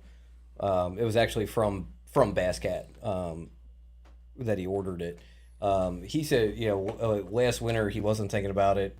It had rained the day before, so it was a little damp, and it froze. It got cold at night, and it kind of froze over. And he said it was really slippery. Is that common, or do you have like a method of fixing that, or is it? It can definitely happen. I mean, water freezes on concrete. So, but with the compression, it should break up fairly easy. And I have had one experience with it personally that it did. But I can tell you this: it's a lot easier to manage than once carpet gets frozen. So it's funny. It's funny. A lot of the first questions a guy asks, like, "Does it get slick?" Yeah. No. I mean, it's designed with a texture for that non-skid surface, but the compression also plays a lot into that. So your body weight compressing that material adds a lot to that non-skid effect. But I fished a tournament back in the '90s. And a similar instance where it lightly rained and the carpet got wet and it froze overnight, and man, I can't think anything slicker. I mean, it was slick. Yeah. So we battled that all day long. So we have a question from one of our listeners here who is a John boat builder. Built some awesome John boats from down kind of headed down your way. Not quite as far down. I think he's in northern or southern Virginia. But Matthew Trick Downs Tins, with Matt Trick, Downs from with Trick Tins. Trick Yep. Tins, and he wanted to know if you offer ghosting with the CNC Dura Deck. I'm not quite sure what he means, but So he's saying basically to pattern or cut a design just into that first 3 millimeter layer versus cutting all the way into the second layer, just to create kind of a third effect. I believe you can get that's what he's referencing. I don't know that I've heard is ghosting, but I mean he's like young. He's like our age, so, or well, he's like my age anyway. but it sounds like you got some 10 guys We have listening. those. And I'll say this: no boat benefits more from this product than an aluminum boat. I mean, don't get me wrong. We get the guys virtually every week that hey, I want to do the whole boat, and we kind of talk about design and colors, and we quote it out, and they get sticker shock. Well, I didn't pay that much for the boat. We hear that sometimes, but. It is a time-consuming process. Everything has to be digitally scanned. From there, we make actual drawings. Once the drawings are made, we actually dry fit or cut templates, so that we ensure the fit on everything. And then from there, you're back to the computer once you have that all dialed in, Then it's time to spend, a few hours in just design. And Sure. once we get everything designed and get it approved, if you take, for instance, a bass boat application, a Dura Wrap, where you want to do the entire boat, we have multiple CNCs, but that one boat's going to top that CNC for a day and a half. So I mean, you're talking 12 hours. yeah, 8 to 12 hours machine time. Once we get all the components cut, then we're ready to install. And when it comes to wrapping the lids, like our patent-pending Dura Wrap process does, it's another full day and a half to get the install. It takes us 6 days to do a boat. Now John's probably a little faster in his shop, but he has a great team, and this is what they do day in and day out. We don't necessarily, remove carpet and glue and prep and do all that stuff. That's not really what we do. We do 3D digital scanning. We do AutoCAD drawings, design, and CNC machine is what we focus on. Okay. Yeah, that's really cool. I mean, it looks like you guys are doing some really, really cool stuff. Just browsing around on your website, you got some cool designs in there. It's definitely something I'm going to look into over the winter for that cockpit area. Oh yeah, are you guys potentially considering going to ICAST and just expanding the business a little bit? I know ICAST is like the show. Or just fishing shows in general. I've kind of made it a little. Hasn't been that big. It wasn't a big this year. I made it a little bit of a personal mission, and we've been talking with Jim Fallon on here about getting Andy Hauser from Team Marine and John and the crew from JCS some visitor passes for ICAST 2025. I was not joking about that. No, I'm I've actually serious. talked. I have talked Dead to Jim. serious. We do have a way forward with that, which is the lead time is obviously like almost 8 months at this point. But is that something you guys are looking to do to bring the product and get it in front of more and more people? If I'm honest with you, Aaron and I went down and had a great time. We went down and spent a couple of days at ICAST 2024. Okay. And to take a look around and man, I mean, what a great show. Oh, it's incredible, isn't it? Yeah, tell us about your experience. Well, we saw some great new products. Some of them very, very intriguing. And as I say that, I'm thinking about one in particular. We met two gentlemen from Asia that were able to take the forward-facing sonar technology and put it on an iPad, an iPhone, any really I saw that. device. I thought that was kind of game-changing, or could be. Yeah, I heard some things about that looked like a pretty interesting concept. Yeah, I mean, it would I mean, don't get basically me wrong, broadcast to everyone. So Maybe I should lead with that, but I got to tell you, I mean, when I walked away, I thought I had met two guys that really had some game-changing technology that could change it for everybody. Now, whether they can get it to market is yet to be seen. oh, But yeah, I mean, you gotta fight patents, it's a great question. But the way that show is geared for the retailer, I really don't know if that's our venue or not. We are considering IBEX. I don't know if you guys are familiar with that, but that's a show in town in the fall every year that is geared more towards boat manufacturing. Gotcha. yeah, that would make sense. Yeah, no. Well, ICAST. I mean, to get in the door is relatively inexpensive if you do the 3 days, but to get a booth is insanely expensive. And you're right. It is more of a fishing show and not so much of a boating show. So I think you guys you're correct. Now, I will tell you, I don't know what the cost is to get in, but in our neck of the woods in February, and I don't know if it's too late for you guys to get in, the Great American Outdoor Show. It is the largest fishing, boating, hunting expo in the world. It's I mean, it will take you 4 days to go through the whole thing. It's in the state of Pennsylvania, but the state of Maryland. There's so much. And PA, there's so much boating that goes on. There's so much waterfront and boating that happens in this area, in this state. Yeah, have you guys done any shows or anything in this area with the popularity of boats? No, we haven't done anything in that area. I mean, we ventured out to Bassmasters Classic last year. We actually found a wrecked Ranger 521L and cut it in half and wrapped the front deck and went out there, exposed the product. But no, we haven't made it up there, but definitely something we'll look into for sure. We have a lot of great business that comes from up in that area. I will say that in the Maryland area, it's more inshore type of thing. It's more inshore pleasure boat and more watermen than there is bass fishing. For some reason in Maryland is not that popular. I guess it's a small state. We don't have a ton of bass fishing available here, but if you're just focusing on bass boats, it might not be. But if you're looking to expand to like any of the other like more pleasure boat type stuff, like this is definitely like a really good area. I mean, how many million people go to the outdoor show every year? It's like over 2 million people go through that show every year. It is massive. It's like 4 or 5 convention center buildings. I mean, you're walking like this the whole time. I never see too much on boating up there though. They have like one area. Yeah, they have an area for. They had a decent sized area, but the fishing area sucks now. The fishing area has not been great, I will say. But the hunting area is ridiculously huge. But I definitely think it might be worth. And it's in February. I don't know the dates, and it's a pretty quick flash to bang. I mean, it's like 4 months out. But maybe not this year. But it's definitely something. I mean, you could get in front of a lot of people.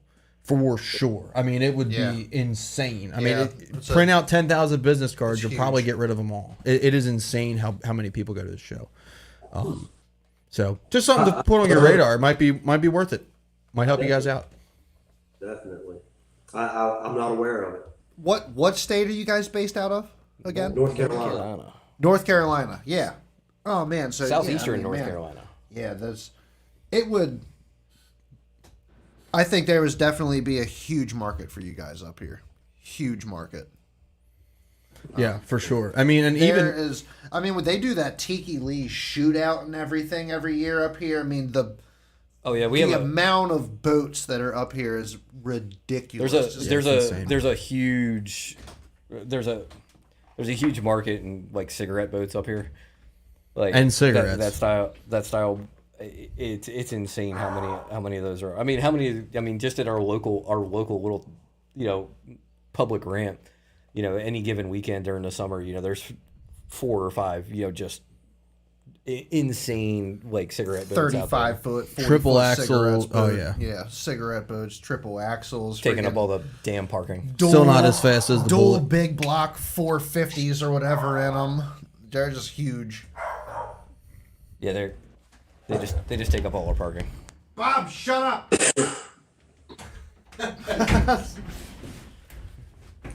But yeah, no, I think you guys. I would love to see Dura Deck become a household name in this area because I think the business opportunity up here is endless. Yeah.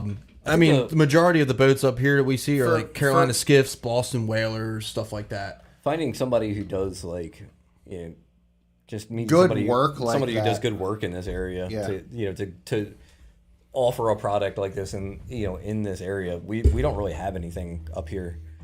We have some people, and I've seen the work they do, and it's not great. So yeah.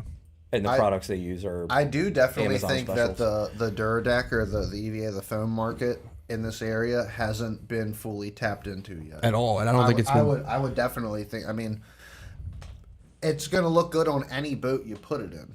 It's going to look good in center consoles. It's going to look good on cigarette boats with some half-naked chick laying on it on the back, obviously. Right. You know what I'm saying? Like, it's going to look good on John boat builds. Obviously, it looks fantastic on bass boats. Mm-hmm. It's the foam, from my opinion, having it on my John boat, which is my beater boat that I abuse. That is for sure. I abuse the shit out of it. I'll never go back to carpet.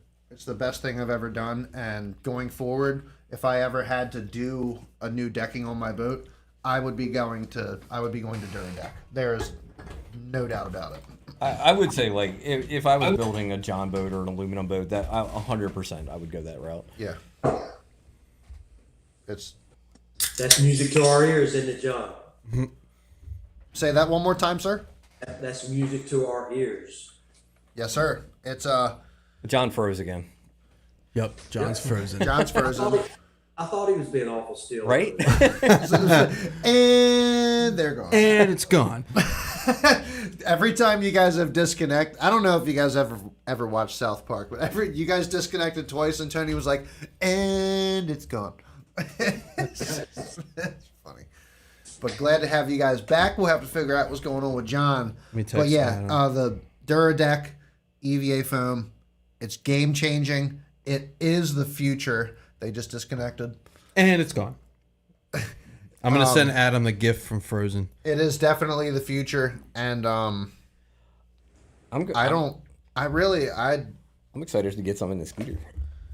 I think it's going to change your whole opinion on I've fished off carpet boats. and everything. I've fished off boats with them. I'm not a huge fan of it on the front deck. Mostly, I mean, I have padded carpet too, and my padded carpet's been way softer than any boat that I've been on with EVA in it. Jim Fallon says EVA foam is good to help with fatigue.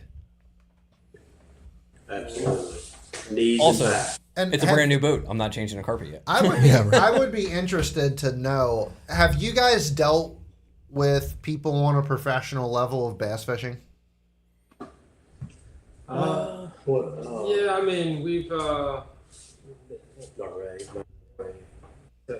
we do some stuff for Angler's Choice. Yes. Okay. Yeah. Yeah. Mm-hmm. So we've done some cockpit mats for their, some of their pros, and then we do these pads for the 520Rs that cover like where you would mount your removable console, and we typically do those for Matt Array and Brian Thrift's new boats with their signatures and stuff on them. I mean, so yeah, at that point, when we first started out, we sponsored Taylor Watkins, who won 2 or 3 MPFL. Yeah. Okay. I know who Taylor Watkins is. Come on. And my dad's still pretty close with him, so. That's a great story, actually, because I told you I was in tooling sales, and I was in South Alabama doing some product testing, new product development, and we were working with, I guess I can say, we were working with Fastenal, and Taylor was, fresh out of college. It was pretty much his first job, and he had the sorry job of following me around for a couple of days while we went and tested some things, and he told me, he said, I'm going to be a professional bass fisherman. And at that time, I had been out of fishing for quite a few years. Aaron and his sister were both were very good athletes and played multiple sports. So I was out of the game for a bit. And, years later, he was on my Facebook. And years later, all of a sudden it pops up that, he's got this camper in the back of a truck, and he's got a boat, a Skeeter hooked to the back of it, and he's saying he's heading off to his first professional bass tournament, the NPFL. And I thought, wow, I mean, he doesn't have his boat wrapped, you know what I mean? He doesn't really have any, I couldn't really see much going on there. So, I sent him a message and said, hey, I know you're busy, got a lot on your mind, just, hit me up when you get back. And he did. And we were able to reach an agreement for us to help him out for the remainder of the year, and then we paid to wrap his boat for the exposure. And man, you just couldn't have written a better story. The guy was finishing in the money every tournament, and I'm sure you guys know how MPFL is structured. I mean, the payouts, pretty generous for that top 25%. And I thought he was doing well, and I complimented him and told him how well I thought he was doing it. And he said, man, he goes, I gotta win one. I mean, I have to win one. And I thought he was being a little tough on himself. And he not only did he win one, he won 2 back to back. I remember that. At the end of the season. and then started off the next season and won the first tournament of the year. That's awesome. Year as well. So, if I'm being honest with you, Taylor kind of outgrew us really quickly. But it was so awesome to have that experience with him and to have an opportunity. I mean, he really did help expand the brand of Dura Deck in a really short period of time and just had a lot of success. That's awesome. So you mentioned that you got out of fishing. First you and then the guys at JCS, like what level, like how competitive did you get with fishing when you were still in that game? When I was in my 20s, I had aspirations. The kids were small at that time. Aaron has a sister, Allison, and they were small. They weren't yet into sports and that sort of thing. And I chased it really hard. It was Operation Bass, who back then was known as Redman. Yep. And so, I fished the Redman a couple different divisions. I would typically try to start out with multiple divisions at the end, at the first of the season, and the ones I tanked, I would drop those and try to roll with the division that I was doing better in. And when I see guys that are raising families and still chasing that dream and having that level of success, I have a tremendous amount of admiration for them because the game itself is extremely hard, but then to be a husband and a father and everything else that is really more important than going out and chasing that trail it's amazing to me. I mean, I kind of stood there, but when my kids hit that age and it was time for ball games and that sort of thing, I was all there. I mean, I went all in and don't regret it a bit. But the funny story to that is, the day I sold my bass boat, I told the wife, I said, when the kids are out of college, I'm going to buy another boat. And she said, sure.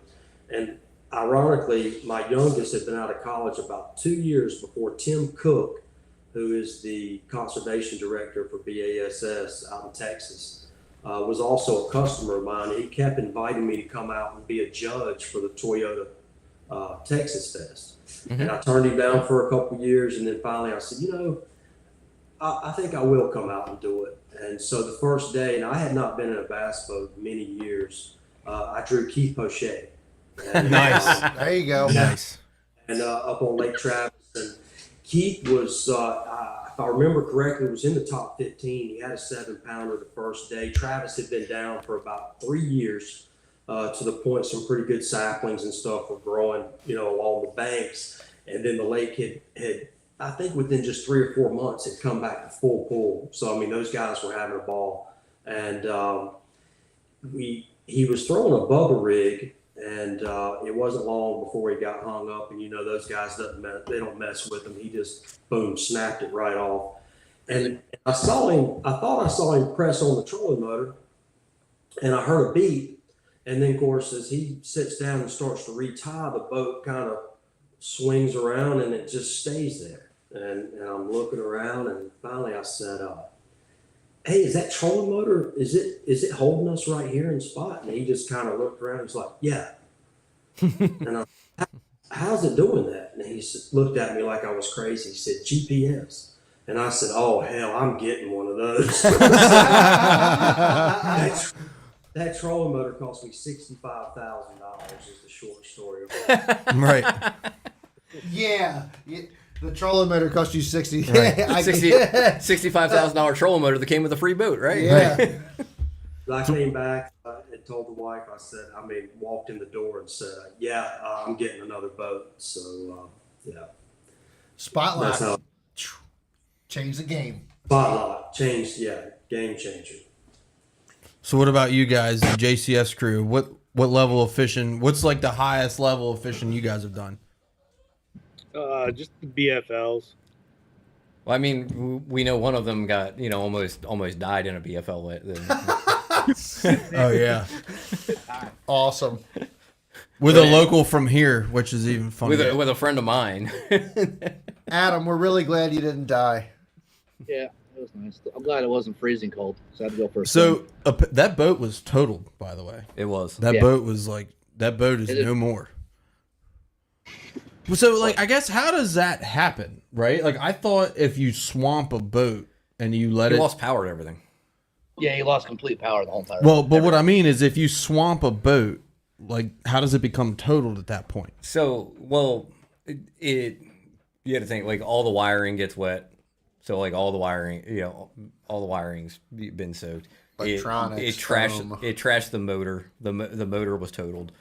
So Yeah. Wow. I mean that's half the price of the On boat there. shoreline, The motor turned into the power pole. Right. For- Plus the Doesn't insurance Yeah. separate the engine from the boat though? well they totaled the whole thing, but the boat was also like bouncing on rocks and stuff while they had it beached when they were trying not to die.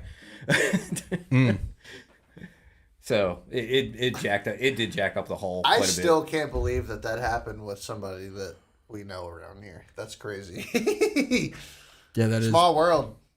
And I had a great day to start off too. Started off the day with a 5-pounder in the first half hour. Were you guys Well- able to let the fish out of the live well before the boat went down? He weighed his fish in. I had to go from one boat to another boat, which With also your was fish. Yeah. with my fish. There's a picture. They had the picture with him in the net. And then I had to go back with that boat, and it was like around 11 o'clock, I think. So I had to weigh my fishing early and sit there by myself with nobody around except for like the director or whatever until weigh-in at 3:30. I had no car, I had no food, so I walked to the nearest place to get a bite to eat, which took like 45 minutes to an hour to walk there and back. So, so who did you travel with? I guess you traveled with another who had his own probably another truck boat, right? or boat or whatever. Everybody to the shop. Went Oh, with him, and then pulled. I think the guy's name was Dave for Yeah. Yep. tournament, and it started off great, and then no big motor, and then the trolling motor were on it heavy, and then no trolling motor. So we were.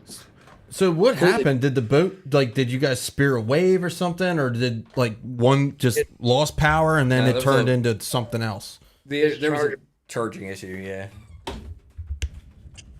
Apparently, it happened prior to before. So. I didn't hear about it happening prior. I knew it happened. Yeah, well, prior issues with charging. I know he we're had. still trying to get Russ and Aaron to come up here and meet us up at Lake Ontario for some smallmouth, but I think they're scared. I'll come. Uh-oh. When Yeah, right. Say when. Lake Ontario is my favorite place on earth. We're gonna make it. We're gonna make it soon. We're gonna make it soon. Can we do that like next summer? We'll just all meet up. Hell yeah. We'll hang on to Tony's bullet until then. Deal. Oh, see, that'll make it happen. Then I he like won't. this. Then he won't have any excuses for not coming up there with me. I went this year, not to Ontario. I went to St. Lawrence. I feel like you need to keep Same your shit. Ranger Why? because we can just do hood rad shit with it. No. You have a Ranger. We can do hood rat shit with your Ranger. Yeah, or your John boat. Well, I mean, mine's a lot newer though. That's no, we can do hood rat shit with the John boat all day Right. long. So let's But just use that. We need to strap like a 115 to the back of it and then do it. Yeah, that turns into an airplane at some point. Yes, Yeah, that's You no ever seen longer that? a boat. You ever seen that video on Facebook? I of the feel guy- like a 50 or a 60 on the back of my John boat. That thing would scoot, if you and could- it would offset the weight of the massively heavy wooden deck platform in the front of it.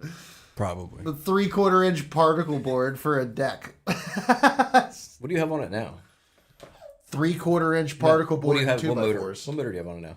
It's a Yamaha 30. 30. Yeah, we go to a 50. You'll be fine. It runs like perfectly level. It does not do this at all. I mean, We'll throw a 50 on there. We'll call it a day. that's what I'm saying. A 50 tiller.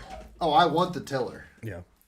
Mama didn't raise no bitch. Hey, so I got a question. Since we're talking about boats and speeds, right? Do you guys follow John Blake Riddle on Facebook? He's got the. All right. Is he full of shit? Come on. Is he? Does he Come have on. the 105-mile-an-hour duck boat, or is that nonsense? Couldn't tell you. I haven't seen him in person, but he's always in front when he races someone, so. That's true. I mean, let's think about it. It's a bullet Is it it's a 20, right? with a 20 300. XT? Oh, it's a 300. With a 300 4-stroke Merc with Literally nothing in the boat. There's no carpet, no nothing. I mean, it even has like It's spray it's got painted. it's got mesh seats.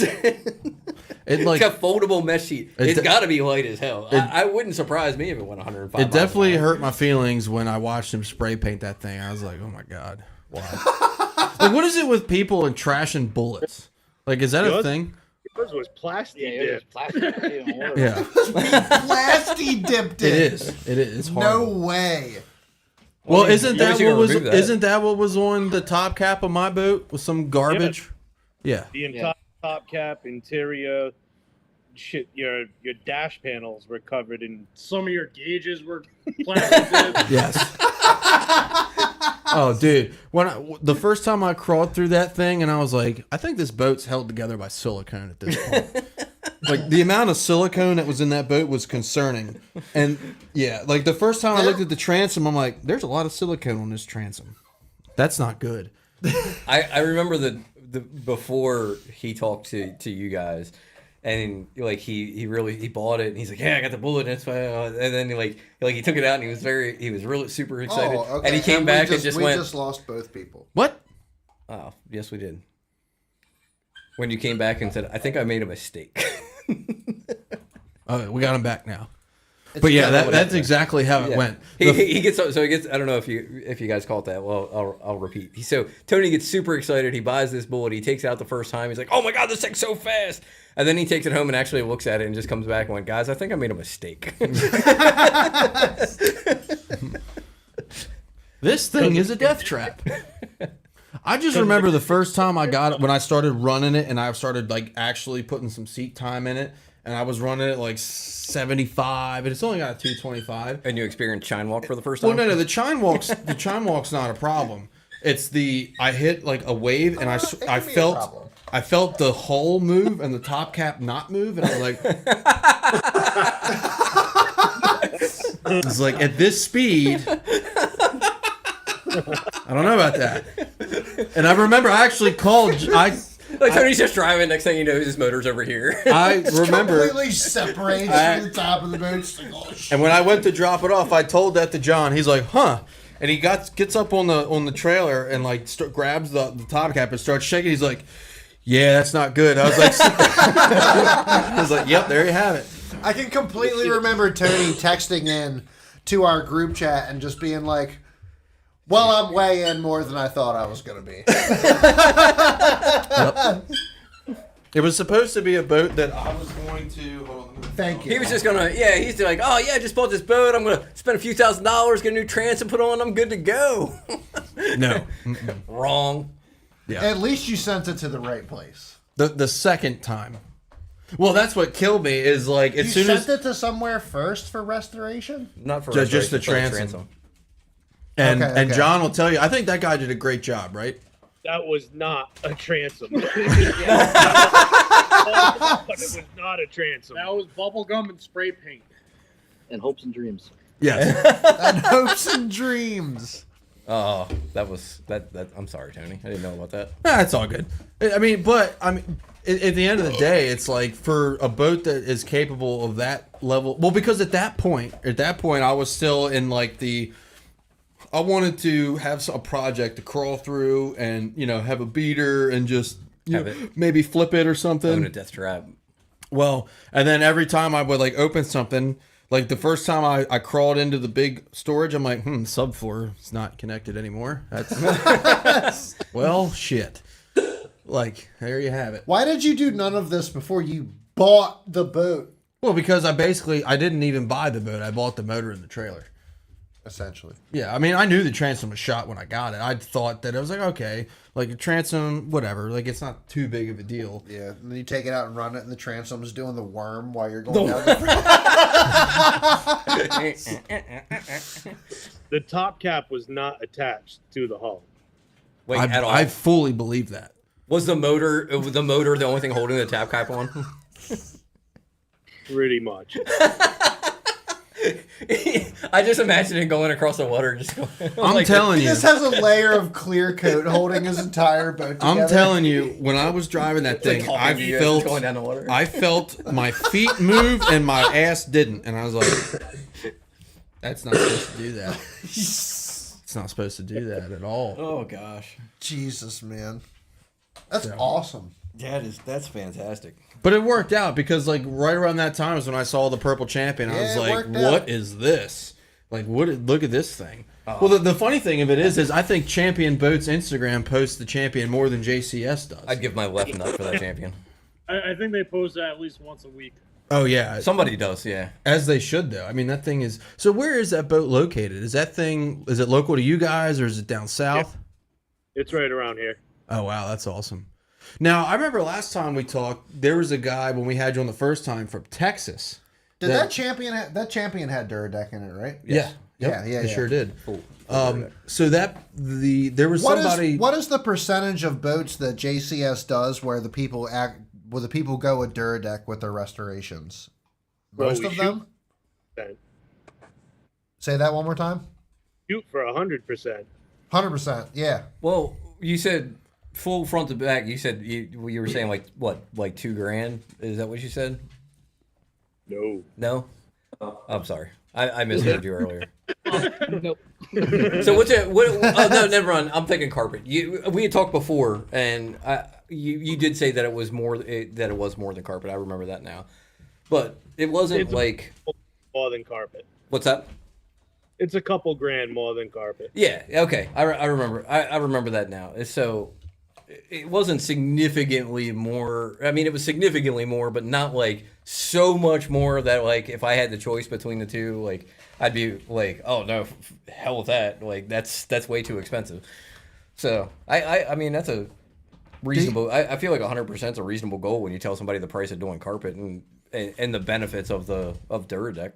Do you see a large percent of people going to the Dura Deck and the EVA foam in the industry over the carpet now? I'd say so. Yeah. Well, it's we see a lot of carpet jobs, but Well, the thing of it is like a lot of these new boats, they come with the floor is all EVA now. Like it's like a standard Yeah, thing. some of them, yeah. Yeah, a lot of the Like, cockpits. Yeah, like Ranger. I don't even know if Ranger makes a carpet floor anymore on their new boats. and a lot of the stock cockpits in the newer boats, they have issues. They lift. The corners lift, centers lift. Really?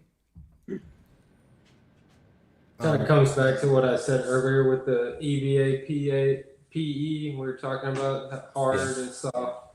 A lot of those stock options tend to be like real heavy on the PE side, which is more prone to. It's more like a plastic and prone to like shrinkage and stiff. So as it Becomes more Okay. brittle. Yeah. Okay. That makes sense. I really hope we see Dura Deck like get a good deal with a boat manufacturer. I think that would be super cool. Like if you guys Absolutely. were to able to get with like a company like Blazer or Phoenix or someone to just like you guys were. I mean, what if I don't know if there's any boat manufacturers local in North Carolina, but it's like if they were to bring get Falcons in South Carolina. I mean, how cool would it be if Falcon brought you a boat with no carpet, no nothing, and said, "Okay, do your thing," or send us this many complete boat kits for the Falcon F-21 Predator. Like that would be super, super cool. I think that's something that should be offered. I absolutely think that boat manufacturers, all boat manufacturers, I don't care who it is, from Tracker to Bass Cat, should offer a Dura Deck type of foam on their boats. And no matter what, if it's the increase in price, or whatever, but every boat should all offer that as a secondary. Every one of them should. And honestly, I think it's wrong that they don't. And they're gone. I think Their GoPro just died. Sounded like it. Yeah. Go for it. Go for it. Well, we are Yeah, at we our totally 2 hour agree. break. We totally agree. I mean, it should be an option, and there are enough anglers out there buying boats that want the product, and for most of the manufacturers, they just don't have it built in yet. Yeah, for sure. I mean, when I Yeah. bought, if that had been an option when I bought my boat, I probably would have went with it just to try it Exactly. out. I mean, it's not. I'm not opposed to having it. I like having carpet, and I've never really had any issues with carpet. But if I had had the option, I mean, I definitely would have looked into it. But it's just Skeeter doesn't have that option, so it is what it is. They should all have that option. All of them. It's the future. It's the way that things are going. It's straight up better than carpet. It just is, in my personal opinion. And I've used it for a while. I like how soft my carpet is. I like how soft my foam is. So I have a half an inch of and guess what? Padding underneath of it. My feet and my ankles and my legs are worse than yours because I'm an idiot and I wrecked dirt bikes when I was a child. And as an adult. Yeah, I was an adult when I did that, actually. But still, I have arthritis in both of my feet, and I would rather stand on Dura Deck EVA foam than carpet. What if your carpet has EVA padding underneath of it? Like mine does. If it has Dura Deck underneath of the carpet, I'm cool with that. Well, it's not exactly Dura Deck, but it's EVA. I have EVA foam padding under mine. So it's definitely a lot nicer than. But you're okay, but it's different. It's still, it's 100% no matter what different. you wanted to do, you're still including an EVA foam. Yeah, for sure. Into your boat, which is making your ride and your fishing more comfortable 100%. due to the EVA. If it wasn't for the EVA and was just straight carpet, it would not be the same. Correct. I mean, I had straight carpet in my Champion, and I fish. If summertime and when the weather's nice and I'm out for 12 to 14 hours, yeah, it makes your feet hurt. There's no padding. There's really no padding in carpet at all. So earlier when I did bring up you guys, let me check on collab cam real quick. So earlier when I did bring up, hang on, literally as soon as I said that. There we go. We got them back. We got them back. They're back. Outstanding. So when I did bring up you guys being I can't believe it says squirrel on the jersey. That's fantastic. Sponsoring professionals. I asked that because professionals just spend a lot of time on their feet, and I was wondering what kind of feedback you guys were getting from people that do spend that amount of time on the water, standing on their feet, on the EVA, on the Dura Deck product compared to a carpet, and if they felt like they were getting more comfortable hours on the water compared to carpet. I can't say that we've done a pros boat where in a full Durarep system where we would be able to have that feedback. I mean, we have done some boats for people that do a tremendous amount of fishing, and one comes to mind. We have a guy, we did his boat, and he fishes partner trail, and they would go this boat, that boat, and I just recently spoke with him, and he let us know that his partner don't want to fish out of his own boat no more. They fish out of his boat. There you go. That's good. That's good feedback. When somebody doesn't want to fish out of their own boat. Yeah, these guys are 60. They're in their 60s. And he said, yeah, his partner didn't want to use his boat anymore. They fished out of his boat all the time. So it had a lot to do with that fatigue point. It was easier on his knees and his back. So yeah. Had a lot to do with that fatigue point when you're getting a little bit older. Not saying that our good buddy is super old, but we have a good friend. His name's Matt Herron. He's been on the Elite Series for a long time, and I just I would love to hear what he says about EVA foam and the amount of time that he spent standing on a boat. Which he's probably stood more on a boat than I've spent fishing. Yes. Period. In your entire life. Yes. Probably in a year. Yeah, exactly. Exactly. Yeah, that's awesome. But I would have to say foam is far safer in really rough water on the front deck than padded carpet. Why so? Your footing is very secure on the foam. Okay. If you fish a lot of rough water on padded carpet, you'll find your heels feel like they're sinking sometimes. Yes. Yep. You're not going to get that sinking feeling with this. It's cushioning, and it'll definitely save on fatigue, but you don't get that overly plush give under your feet that the padded carpet does. Yeah, I know exactly what you're talking about. I want them, you know, it's and to that point, like it just makes you feel like you're off balance. Right. You know, I just fishing 2 weeks ago. I was fishing a tournament, and wind was blowing hard, and I noticed that where I almost felt like I was rolling back on my heels. My Blazer had the padded carpet in the front and patio and 4-footers. I didn't enjoy it, not one bit. Our buddy Jim Fallon, who's down in Florida, he fishes headwaters a lot. Obviously, it's headwaters. Jim Fallon. Duh. We fish there a lot. Mm-hmm.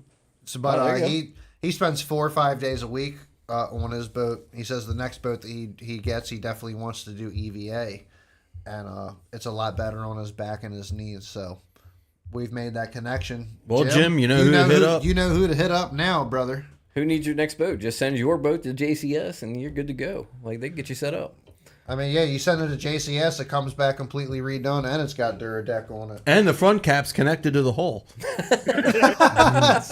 That usually helps. Nice feature. Which, by the way, I think 110% we should enter in the shootout next year. Oh, we're gonna win the shootout. Yeah, we need to enter in the shootout next year. What's the shootout? We have to go to that. You should come. Say that What again. is it? It's basically a boat race. It's a top drag speed race. It's a top speed boat race. So they just monitor Yeah. top. Yeah, they go completely on top speed. They have different divisions. It's a bunch of boats that have freaking 500 horsepower motors on the back of them. Well, they have doing like races. They have like a single outboard division.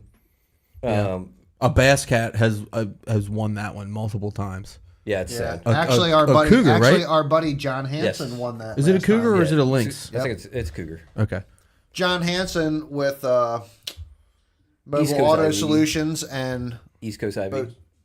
East Coast IV. Yeah. Yep. Mobile But, Brokers. Yep, they'll come to you. Give them a shout. East Coast IV is great too, especially after the Tiki Lee shootout because you're going to be hammered drunk and be hungover the next. But yeah, day. the Tiki Lee shootout, you should come because it's I'll tell you what. it's fun. It's fun. It's just a bunch Travis of people. Pastrana comes every year if that tells you anything. It's just a bunch of people driving boats really fast down here, and the single outboard division is kind of BS. Nobody there aren't fast boats in it. Well, there is next year. It's going to be the JCS Bass and Beer Radio Bullet, and it's going to be taking that #1 position, baby. Unless he brings that 20cc down with the 250-ish. You stay in Rhode Island, John. The 250-ish will destroy the 21 XTC. I mean, it'll still both be over 80 miles an hour. 250-ish. 80.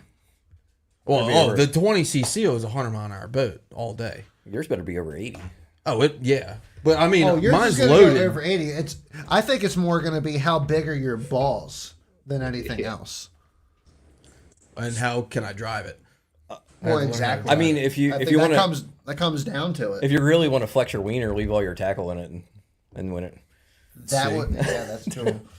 If you win it with all your tackle and everything in the front, I mean, I'm not taking 10-foot Raptors off just to go win a shootout. So if I win it, it's going to win with the Raptors on too. no. We're gonna drop those Raptors. No, that's a pain in the ass. Yeah, probably. We're leaving the Raptors on. You got to get the fold down bracket, so they just fold down and it's aerodynamic. That and the Sportmaster lower. That's the next purchase. So, is the Sportmaster lower. Speaking of your Raptors, they're still on your Ranger, right? Mm-hmm. So are you going to put those on yourself, or Yeah, probably. I thought you were selling them and putting a different pair on the Bullet. or is that what you're doing? I was thinking about putting 8s on it, but I already have the 10s, and I really like the 10s, so I'm just going to run it. I would, And it saves you $3,000. if the 10s would have $4,000. fit in my garage, I would have gone with 10s. It just makes sense to go with 10s. There's no reason not to. If the boat is for fishing, it's a plus that it's fast. So the 10s are staying. I have spot lock. I don't. I don't know. I like I don't. Jim, we Spot lock. appreciate you joining, brother. Thanks for tuning in every week. If I'm in more than 8 feet of water, I can just use spot lock. Like, it doesn't really make too much of a difference. I've ran The into like trolling motor one or is two. definitely the trolling motor is confirmed to be one of the loudest components of the boat, other than the engine. Mine's obviously. brushless. Especially the Tour Still. Pro. The Tour It's still Pro is the one of the loudest because you it's got to still hit it with one a of the hammer to loudest get it see to how work. things in the boat. If you I know it's much more you want to quiet. know how quiet. Do you it know is. how amplified things are underwater? Do you know it out of water? You cannot hear that running on 10. It does not make a sound. Oh, I have a question. Since we're talking crazy. about trolling motors, It's still louder. because you guys are both been around the marine industry longer than me and Chad, maybe not Paul, but definitely longer than us. What's your guys' opinion on Motor Guide going under? Was that surprising to you? We'll start with you guys at Dura Deck, and then we'll go to John. I just heard a rumor about it last week. I really couldn't speak to that. They were acquired by who? Lowrance. So yeah, the yes, same Lowrance. parent company owns Lowrance, and I think a lot of this is because Lowrance makes the Ghost, which is not my favorite trolling motor. I would not own one personally. Better than any motor guide out there, though. Yes, Yeah. you're right. Yeah, you ain't wrong. So what do you guys think, John? But Motor Guide is low round, so It's really. just part of the merger of the companies. There's no sense in competing with themselves, so they dropped the motor guide line, and some of those guys went in with Lowrance and building that new Recon Lowrance trolling motor. do you not think it had anything to do with dropping the Motor Guide name? What do you mean? That That's what they did. They're That's all it did. yeah, they dropped the Motor Guide name, but do you think it's because Motor Guide was not because a good Motor Guide product, so they sucked. wanted to get rid of it? I wouldn't want anything with a And they motor guide wanted name to. on They it right now. want so either. they're dropping the name, but they're going to rename it. Is it essentially the same product? No. No, they're No, just they're not upgrading making those anymore. They're just upgrading the Ghost. Okay. I mean, we know a few guys running the newer tour with the spot lock, and they haven't had any problems. Oh, well, they're lucky. Do you know people that have had problems with Yep. the? Yeah. Oh yeah. They I all will- I What's will that? tell you. Oh yeah, they all have problems. But There's the guy that I fish with. He has the Express. The last tournament, I saw him beating on his trolling motor with like the backside of a wrench, and I was like, "What's going?" As I was going through my deep dive of trolling motors, I was like, "Hey man, you good?" He's like, "Nah, this thing won't steer." I was like, "So what?" He's like, "Yeah, I have to like turn it with my hands and then use hit it with your purse. I was like, "What the hell?" Jesus Christ. So Yeah. I've not heard good things about the motor guide. Is Frank still From running him. the Power Pole Move right now? He is. Is that doing better? Eh. Yeah. Eh. He's had a lot of problems with the move. To the tune of he's replaced both boards, both control boards twice. He's replaced the lower unit twice, the complete lower unit shaft assembly twice. from hitting and stuff or just For from a No, freaking no, just $5,000 trolling motor? This is just random stuff. This is like stuff just that's a stopped lot. working, and now he's got to replace the LED panel that shows like what your trolling motor. so essentially just buy the Quest. I've had zero issues with my Quest. I can't. I mean, I can only speak from my experience on that. But Herb's also had. I mean, Herb's had problems with his power pole. Herb loves his power pole. I talked to him the other day. He was like, "I love my power pole move when it's working." Yeah. Yeah, but same issue. He's had the same issues. He's had to replace the boards multiple times. So, I'm happy with my decision to get the Quest. I'm gonna go with it.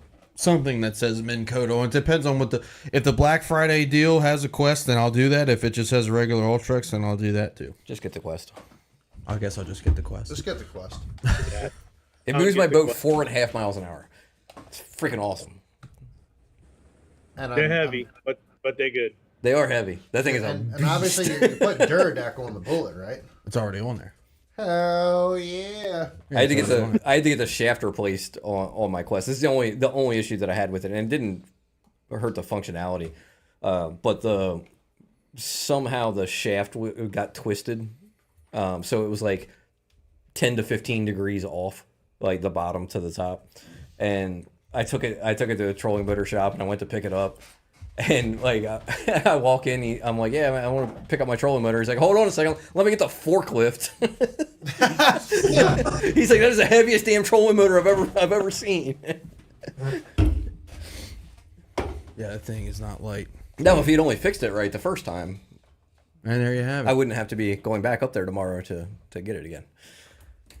And I have a feeling it's still not fixed. That's the other thing with the power pole move is like who services the power pole move. That's a good question. Nobody. You do.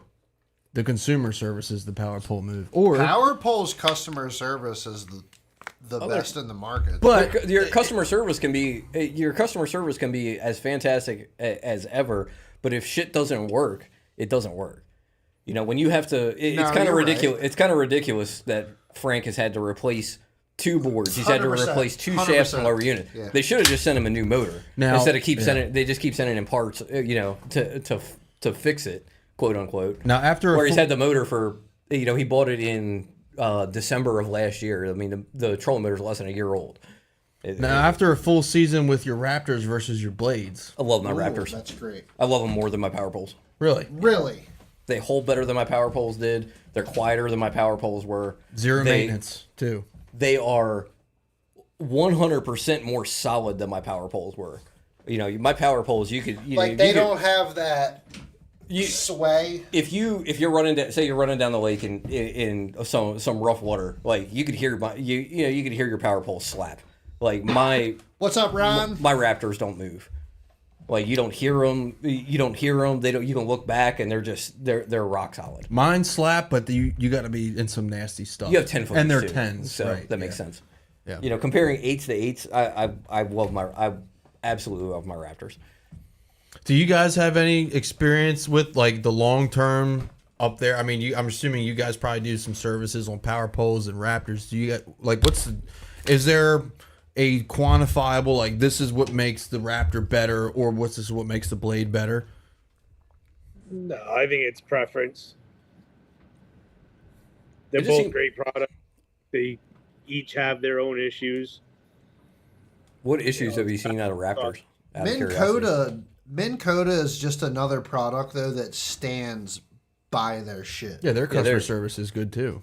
I've never always had had an good issue with experience. Minn Kota and trolling motors or anything like that either. What have you seen? Like just some issues. What are some issues that you've seen with Raptors? The control boards and the motors. So Well- same stuff that you see in power poles. Yeah. Yep. Cool. So nothing different there. I just feel like I don't know. I just feel like my Raptors they feel more solid than my power poles did. Oh yeah, They when feel they're like they're built a little beefier. oh even my 10s. I mean they hold like good. I mean the 10s aren't going to hold as good as the 8s in shallow water just because there's more leverage and more room for sway. They hold plenty good.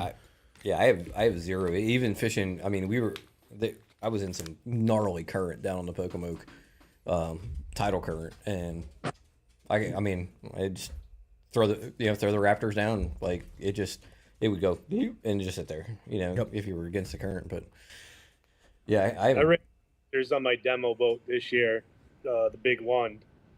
And they were 10-footers and they were solid as. yeah, I'm really impressed with them. I'm not disappointed in it.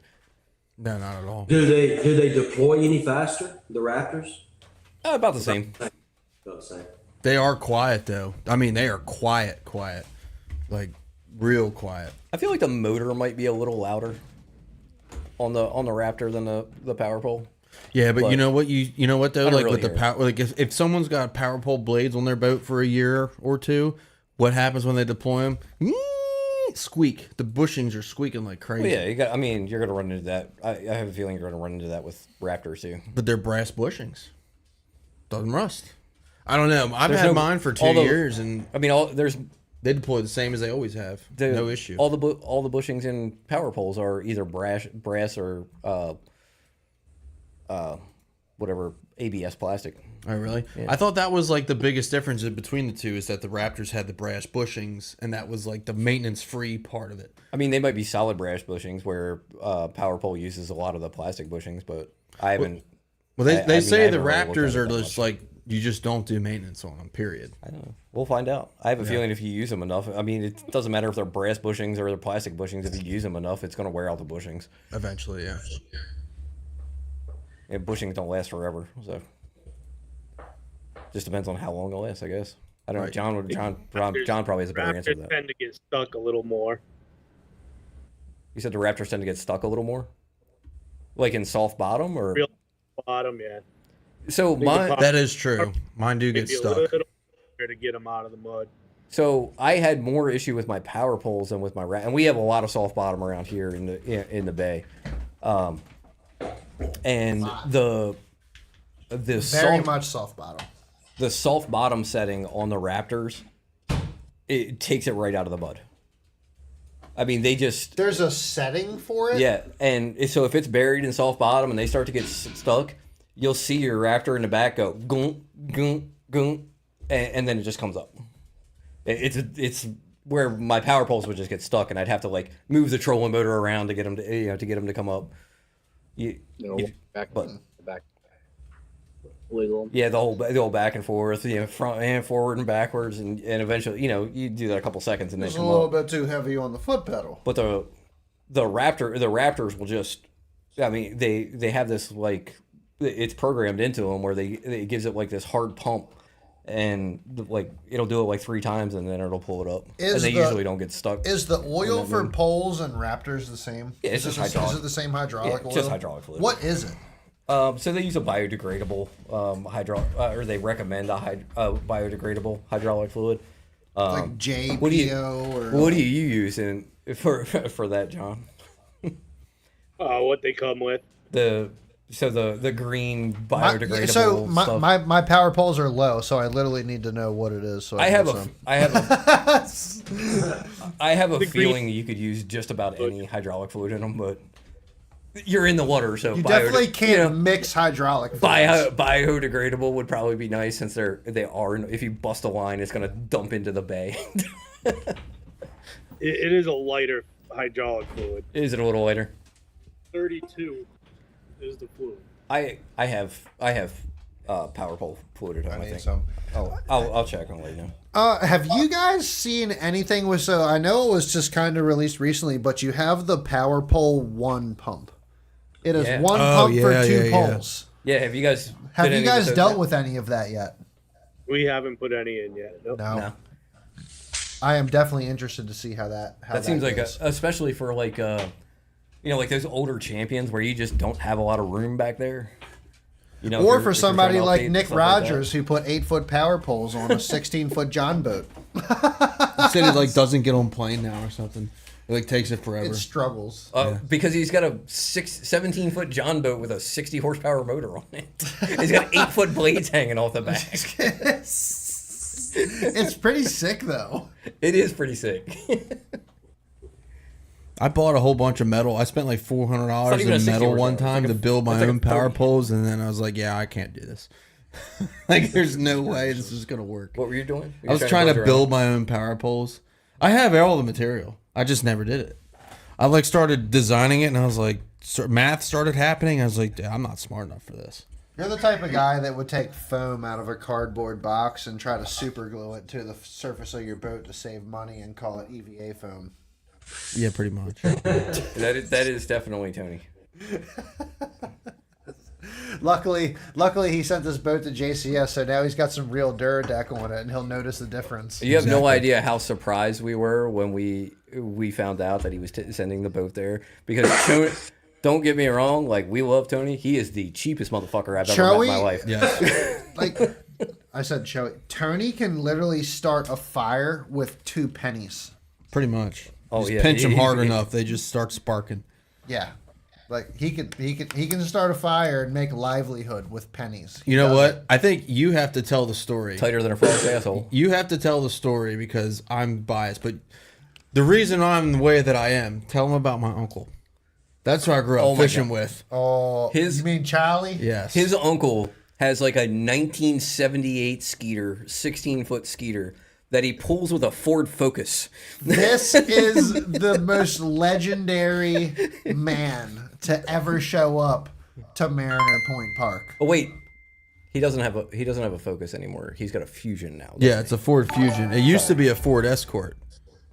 Was it an Escort? I thought it was a Focus. Joshua, thank you, brother. I appreciate it. That is the first time ever in history somebody has sent us a us gift. stars. Yeah, kill us, and we got stars. Yeah, Nice. That's I don't even know never what that happened. means, That's but it's never cool. happened ever. Yeah, I don't know what it means either, but I don't even. I think that means somebody just sent us like $1 or something. go us. I don't know nice. what that means. We're gonna have to look into that. But Joshua, you're the man. Thank you. But yeah, this dude is legendary because all of us before we were really like friends with Tony, Yeah. we all fished the same, out of the same boat ramp. We fished the same body of water. We would pull in and be like, "Who the hell is this guy?" Yeah. pulling a bass boat with a Ford Escort. On like a quarter one inch of my hitch best too. stories ever is so I fish with the same guys named Scuba Steve. We fish Mariner Point Park every single Wednesday because it's close to my house, so we fish there every single Wednesday. And we would show up, and there would be some guy there with this Ford Focus and a 17 or a 15 or 16 foot fiberglass skeeter. From like at the ramp, and I 1978. was just like, every time I would just be like, this dude wants to bass fish so bad, it is legendary. And then he would be out there, like in that fiberglass skeeter, just doing some of the most gnarly shit I've ever seen. Like, you should not be doing this in a fiberglass boat. And the old Zebco reels, Oh, Yeah, running old Zebco reels and everything. And then one day, so I meet Tony through a connection. To Skylar, yep. Through my buddy Skylar, and I go and I get an invite to fish with Tony one day for the first time. So I show up to Tony's house, and I pull in the driveway at like 4:30 in the morning or whatever because we're going fishing. And I see this car, this Ford Focus in the driveway with this little bass boat back behind it, and I'm just like, shut the fuck up. I'm like, Tony comes outside. I'm like, I actually didn't say anything to him in the morning. We fished all day long, and then we got back, and I saw it again, and I was like, bro, who is that? That's my. And he's like, that's my uncle, and I was like, that's your uncle? Yep.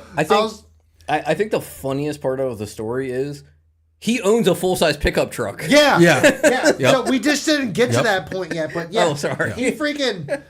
He's like, that's your uncle. That's my uncle. I'm like, that's your uncle. I'm like, that is literally like the GP legend. Oh, it was. I was like, that guy does all the gnarly shit that people shouldn't do at the ramp with a Ford Focus. And to make it's it better, great. it was a 5-speed.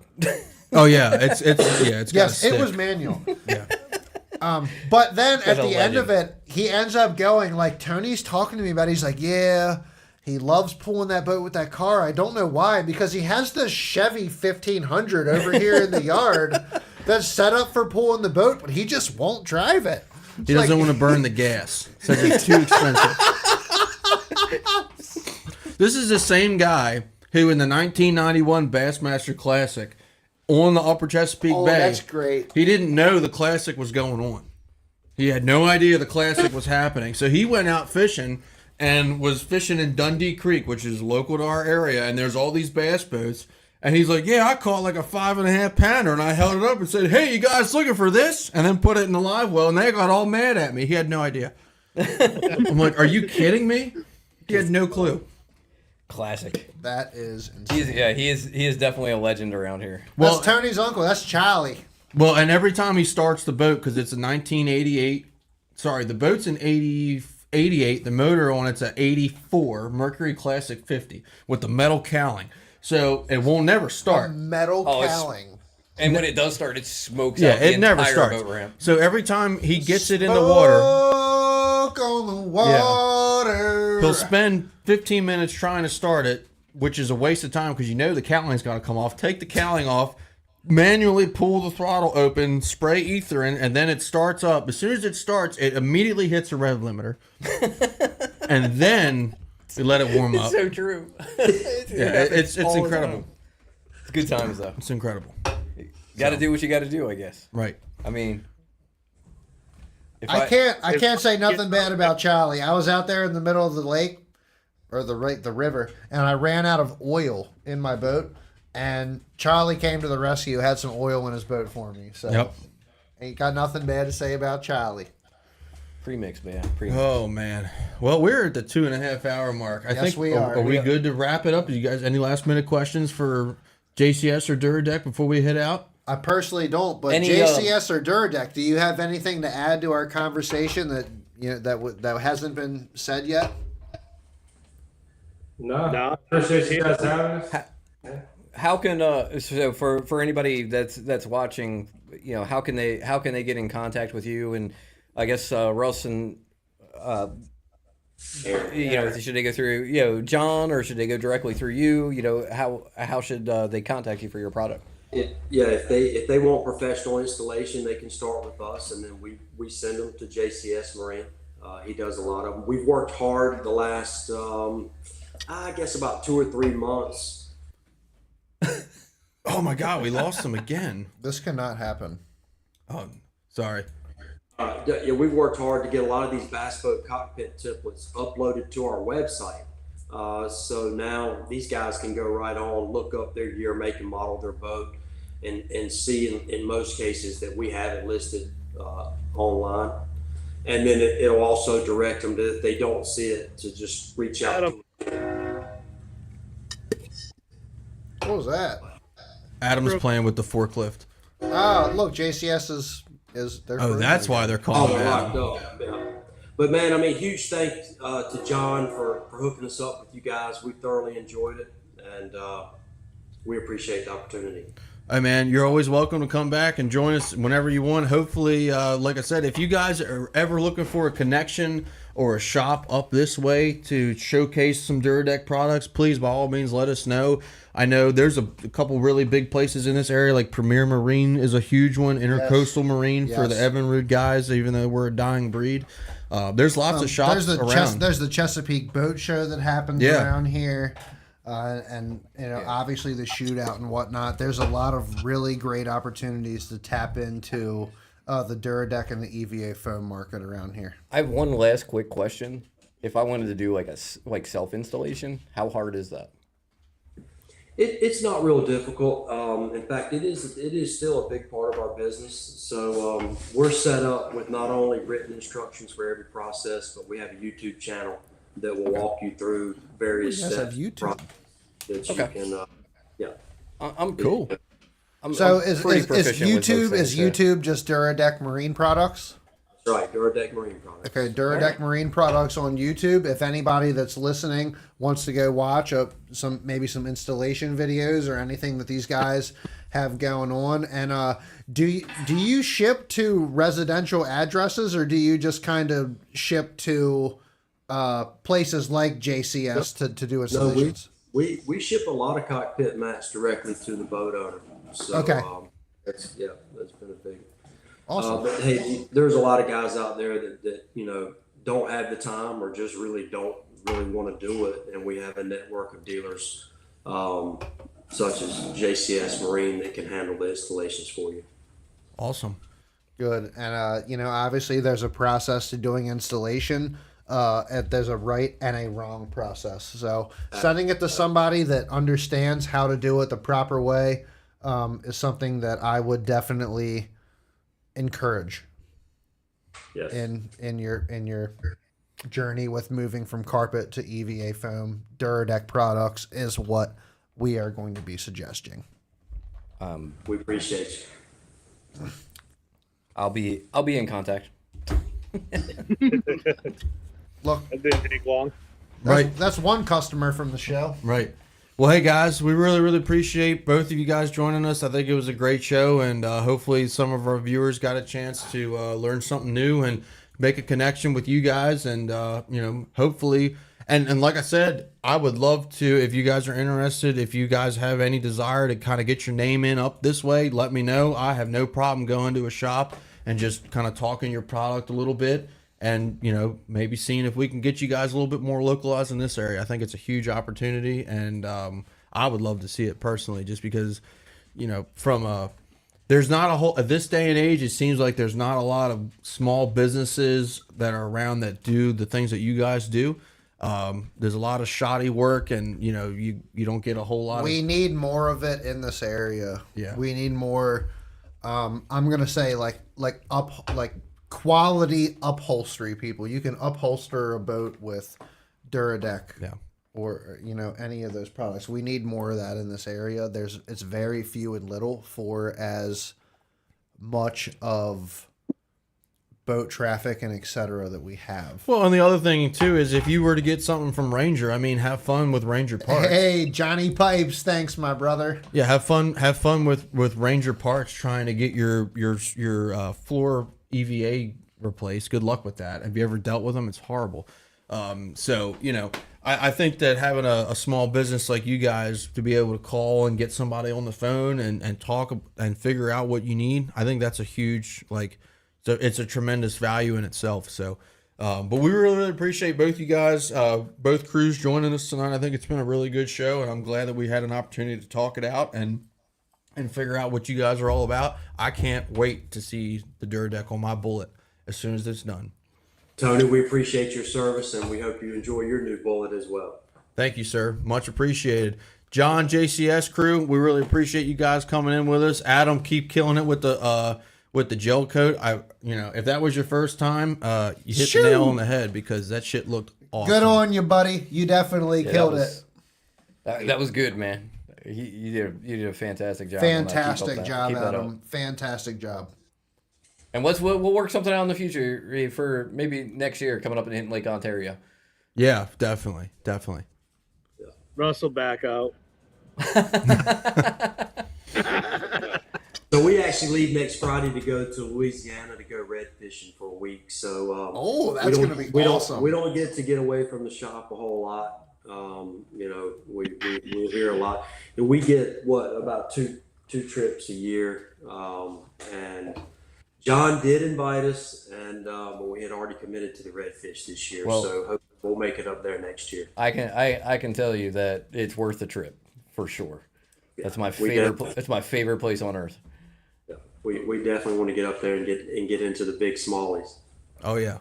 Yeah, it's a blast. Guys, thank you so much for coming on the show. Dura Deck Marine Products. We got Russ and Aaron, and we got the boys from JCS Marine, John, Adam, and we have another Russell with JCS Marine, right?